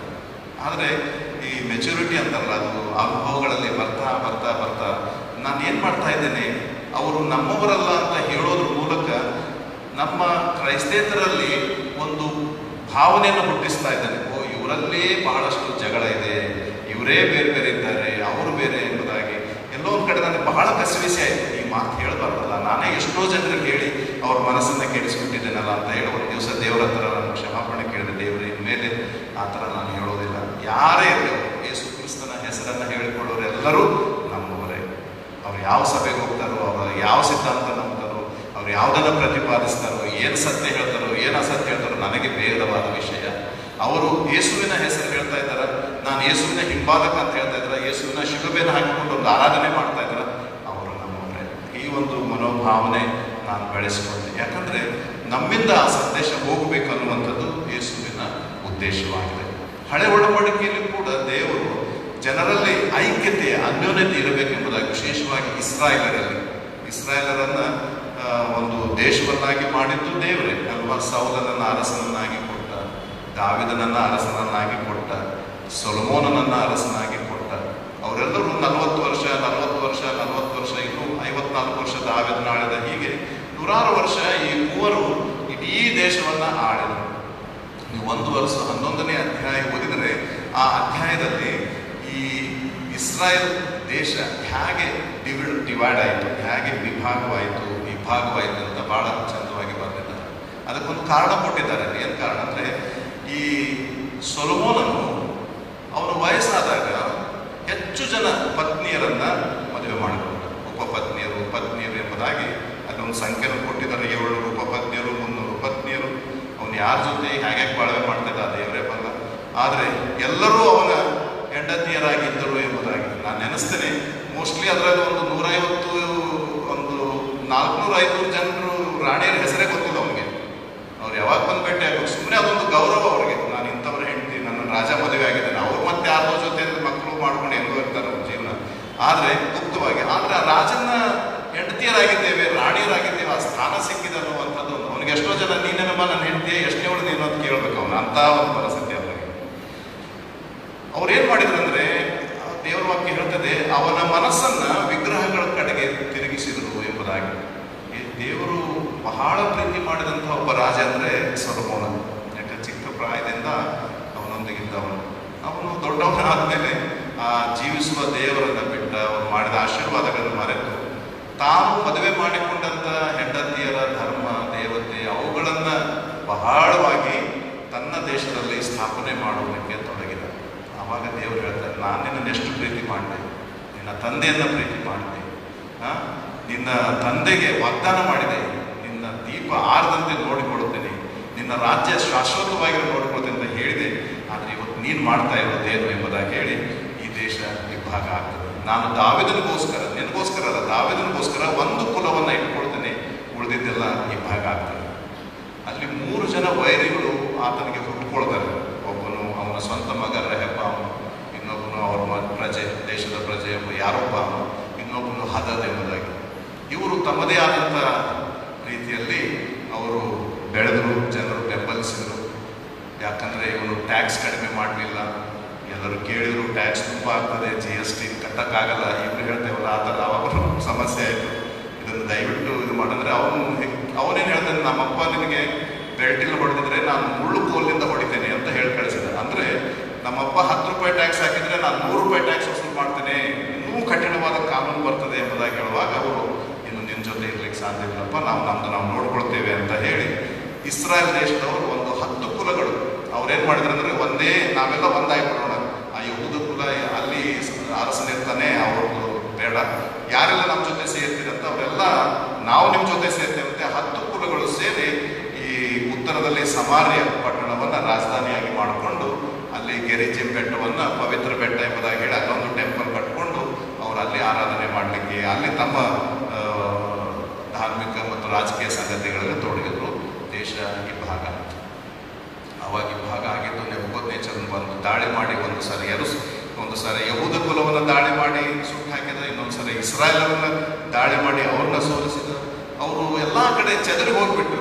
ಎಲ್ಲಿಯ ತನಕ ಬಂತಂದ್ರೆ 1947ನೇ ಇಸ್ವಿಯವರೆಗೆ ಇಸ್ರಾಯೇಲರಿಗೆ ಒಂದು ದೇಶ ಅಂತ ಈ ಭೂಮಿ ಮೇಲೆ ಇರಲಿಲ್ಲ. ಅಷ್ಟು ಕಳ್ಕೊಂಡ್ಬಿಟ್ಟಿದ್ರು ಅವರು.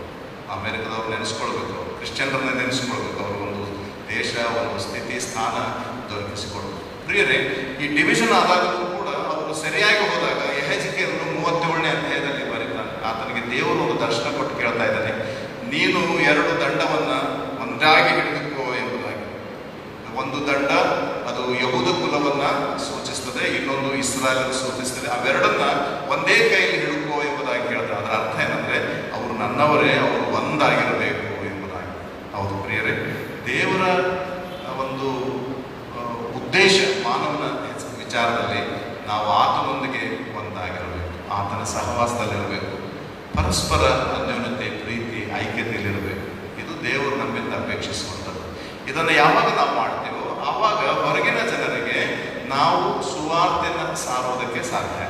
ನಾವು ಸಾರೋದೇ ಬೇಡ, ಅವರಿಗೆ ಗೊತ್ತಾಗ್ತದೆ ಇವರ ದೇವರು ನಿಜವಾದ ದೇವರು, ಅವರಲ್ಲಿ ಎಂಥ ಒಂದು ಯೂನಿಟಿ ಇದೆ, ಎಂಥ ಒಂದು ಪ್ರೀತಿ ಇದೆ, ಎಂಥ ಒಂದು ಕಾಳಜಿ ಅವರಲ್ಲಿದೆ, ಎಂಥ ಒಂದು ಸೇವಾ ಮನೋಭಾವನೆ ಇದೆ.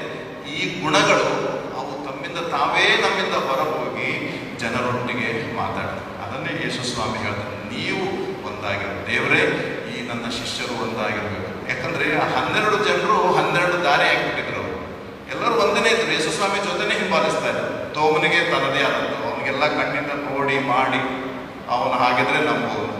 ಪೇತ್ರನು ಮುಂದೆ ಮುಂದೆ ಮಾತಾಡಿ ಏನೇನೋ ಅವಮಾನ ಮಾಡಿಸಿಕೊಳ್ಳೋರು. ಯೋಹಾನನು ಸುಮ್ಮನಿದ್ದು ಗಮನಿಸೋರು. ಆಮೇಲೆ ಉಳಿದವರೆಲ್ಲ ಆಟ ಕೊಂಡು ಲೆಕ್ಕಕ್ಕಿಲ್ಲ ಅಂತಾರಲ್ಲ, ಆ ಥರ ಇದ್ರು, ಯಾರು ಅಂತ ಇದಿಲ್ಲ. ಇಸ್ಕರಿಯೋತನೋ ತನ್ನದೇ ಆದಂಥ ಒಂದು ಲೋಕ, ಯಾವಾಗ ಏನು ಮಾಡಲಿ, ಯಾವಾಗ ನನಗೆ ಪವರ್ ಸಿಗುತ್ತೆ ಅಂತೇಳಿ.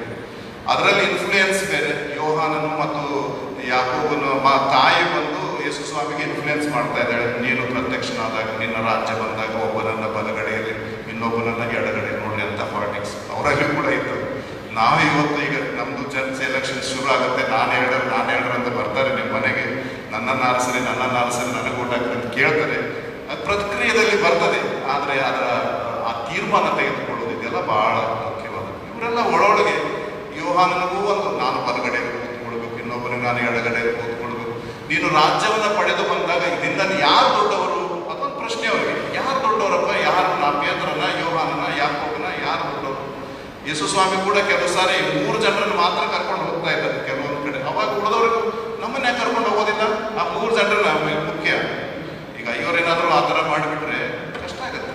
ಎಲ್ಲರೂ ಬೇಕು, ಎಲ್ಲರೂ ಅನ್ನುವಂಥ. ಆದ್ರೆ ಆ ಕಾಲದಲ್ಲಿ ಕೂಡ ಇಂಥ ಒಂದು ಸಣ್ಣ ಸಣ್ಣ ವಿಚಾರಗಳಿದ್ದು ಅವರಲ್ಲಿಯೇ ಮಾನಸಿಕವಾಗಿ ಅಗಲಿ ಹೋದಂಥ ಒಂದು ಪರಿಸ್ಥಿತಿ ಏರ್ಪಟ್ಟಿತ್ತು. ಪ್ರಿಯರೇ, ಇಂಥ ಸಂದರ್ಭದಲ್ಲಿ ಕೂಡ ದೇವರು ಯೇಸು ಸ್ವಾಮಿ ತಾನು ಹಿಡಿದುಕೊಡಲ್ಪಟ್ಟ ರಾತ್ರಿ ಮಾಡಿದ ಪ್ರಾರ್ಥನೆ.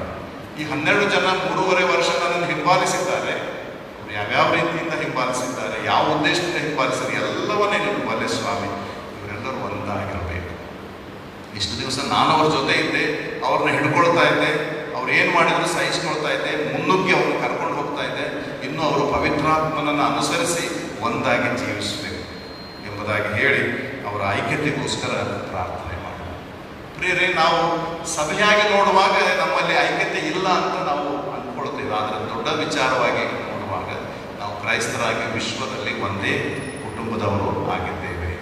ನಾವೆಲ್ಲರೂ ಒಂದೇ ಅನ್ನುವಂಥ ವಿಶಾಲ ಮನೋಭಾವನೆ ನಮ್ಮಲ್ಲಿ ಬೆಳೆಸಿಕೊಳ್ಳುವಂಥದ್ದು ಬಹಳ ವಿಶೇಷವಾಗಿದೆ. ಆದ್ದರಿಂದ ಕರ್ತನ ಮಕ್ಕಳಾಗಿ ಆತನ ಐಕ್ಯತೆಯಲ್ಲಿ ಜೀವಿಸುವ ನಾವುಗಳು ಒಂದಾಗಿ ಬಾಳೋಣ. ನಮ್ಮ ಊರು, ನಮ್ಮ ಭಾಷೆ, ನಮ್ಮ ಸ್ಥಿತಿಗತಿ ಎಲ್ಲವೂ ಭಿನ್ನವಾಗಿರುವುದು ಸಹಜ. ಅದು ನಮ್ಮ ಸಮಾಜಗಳಲ್ಲಿರುವಂಥದ್ದು. ಅವೆಲ್ಲವುಗಳ ಹೊರತಾಗಿ ನಾವೆಲ್ಲರೂ ಕರ್ತನ ಸ್ವರೂಪದಲ್ಲಿ ಉಂಟು ಮಾಡಲ್ಪಟ್ಟ ಜನಾಂಗವಾಗಿದ್ದೇವೆ, ರಕ್ಷಿಸಲ್ಪಟ್ಟ ಜನಾಂಗವಾಗಿದ್ದೇವೆ, ಯೇಸು ಕ್ರಿಸ್ತನ ದಾಸರಾಗಿದ್ದೇವೆ ಅನ್ನುವಂಥ ಈ ವಿಶಾಲ ಮನೋಭಾವನೆಯಿಂದ ನಾವು ಜೀವಿಸುವುದಾದರೆ ಖಂಡಿತ ಅದು ದೇವರಿಗೆ ಮಹಿಮೆಯಾಗ್ತದೆ. ಈ CSI ಡೇ ಅಂತ ಹೇಳ್ತೇನೆ. CSI ಇರೋರು ಎಲ್ಲರಿಗೂ ಒಂದು ಶುಭ ದಿನ, ಶುಭಾಶಯಗಳನ್ನು ನಿಮಗೆ ಕೋರುತ್ತಾ, ಅನ್ಯೋನ್ಯತೆಗಾಗಿ ಪ್ರತಿಪಾದಿಸಿರಿ, ಐಕ್ಯತೆಯಲ್ಲಿ ನಾವು ಬಾಳೋಣ.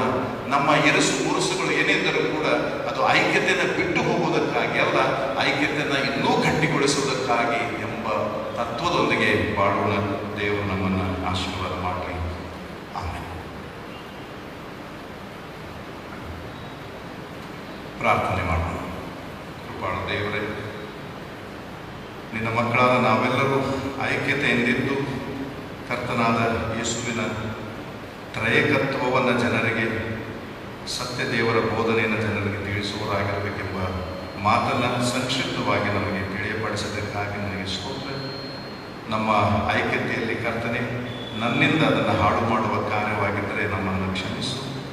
ನಾವು ಅದನ್ನು ಕರ್ತನೆ ನಮ್ಮ ಟೀಕೆಗಳಿಂದ, ನಮ್ಮ ಮಾತುಗಳಿಂದ, ನಮ್ಮ ನಡತೆಯಿಂದ, ನಮ್ಮ ಅನ್ಯೋನ್ಯತೆಯನ್ನು, ಐಕ್ಯತೆಯನ್ನು ಗಟ್ಟಿಗೊಳಿಸುವ ಉದ್ದೇಶವನ್ನೇ ಹೊಂದಿರುವಂತೆ ಕರುಣಿಸು.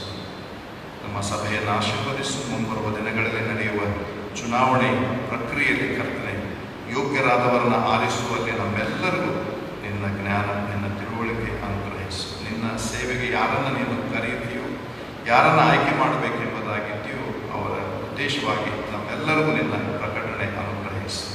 ನೀನೇ ಮುನ್ನಡೆಸಿ ಮಹಿಮೆ ಹೊಂದಬೇಕು.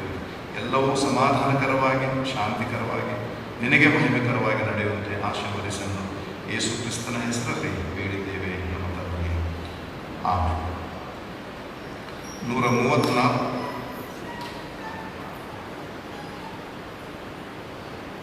ನಮ್ಮಲ್ಲಿ ದೇವರ ತೋರಿಸು, ದಿವ್ಯ ಜ್ಞಾನದ ಪ್ರಕಾಶ ಈಗ ಪಾಲಿಸು. 134ನೇ ಸಂಕೀರ್ತನೆ 1ನೇ ಚರಣ ಮತ್ತು ಕೊನೆಯ ಚರಣ ಮಾತ್ರ ಹಾಡಿಕೊಳ್ಳೋಣ.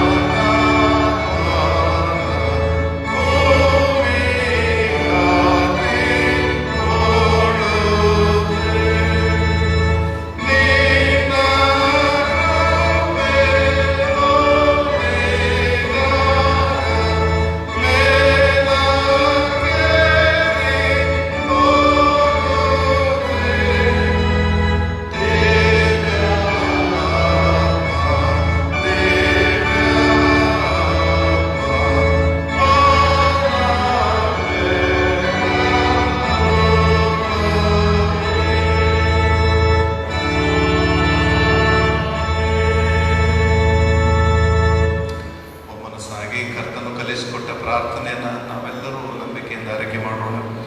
ಪರಲೋಕದಲ್ಲಿರುವ ನಮ್ಮ ತಂದೆಯೇ, ನಿನ್ನ ನಾಮವು ಪರಿಶುದ್ಧವೆಂದೆಣಿಸಲ್ಪಡಲಿ, ನಿನ್ನ ರಾಜ್ಯವು ಬರಲಿ, ನಿನ್ನ ಚಿತ್ತವು ಪರಲೋಕದಲ್ಲಿ ನೆರವೇರುವ ಪ್ರಕಾರ ಭೂಲೋಕದಲ್ಲಿಯೂ ನೆರವೇರಲಿ. ನಮ್ಮ ಅನುದಿನದ ಆಹಾರವನ್ನು ಇವತ್ತು ನಮಗೆ ದಯಪಾಲಿಸು. ನಮಗೆ ತಪ್ಪು ಮಾಡಿದರೂ ನಾವು ಕ್ಷಮಿಸುವಂತೆ ನೀನು ನಮ್ಮ ತಪ್ಪುಗಳನ್ನು ಕ್ಷಮಿಸು. ನಮ್ಮನ್ನು ಶೋಧನೆಯೊಳಗೆ ಸೇರಿಸದೆ ಕೇಡಿನಿಂದ ತಪ್ಪಿಸು. ಯಾಕಂದರೆ ರಾಜ್ಯವು, ಬಲವು, ಮಹಿಮೆಯು ಸದಾಕಾಲವು ನಿನ್ನವೇ.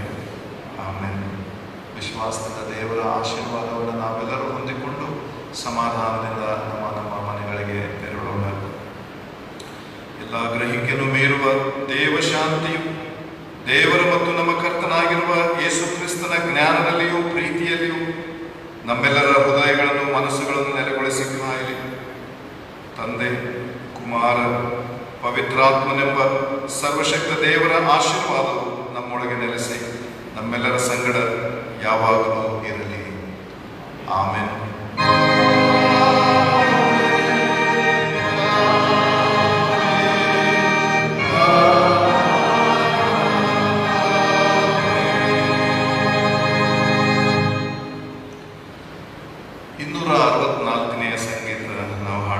ಕ್ರಿಸ್ತ ನಿನ್ನ ಭಕ್ತರನ್ನು ಪ್ರೀತಿಯಿಂದ ಪಾಲಿಸು, ಪ್ರೀತಿಯಲ್ಲಿ ಸಭೆಯನ್ನು ಪೂರ್ಣ ದೃಢಪಡಿಸು. 1ನೇ ಚರಣ, 4ನೇ ಚರಣ ಮತ್ತು 6ನೇ ಚರಣ ಮಾತ್ರ ಹಾಡೋಣ. 1, 4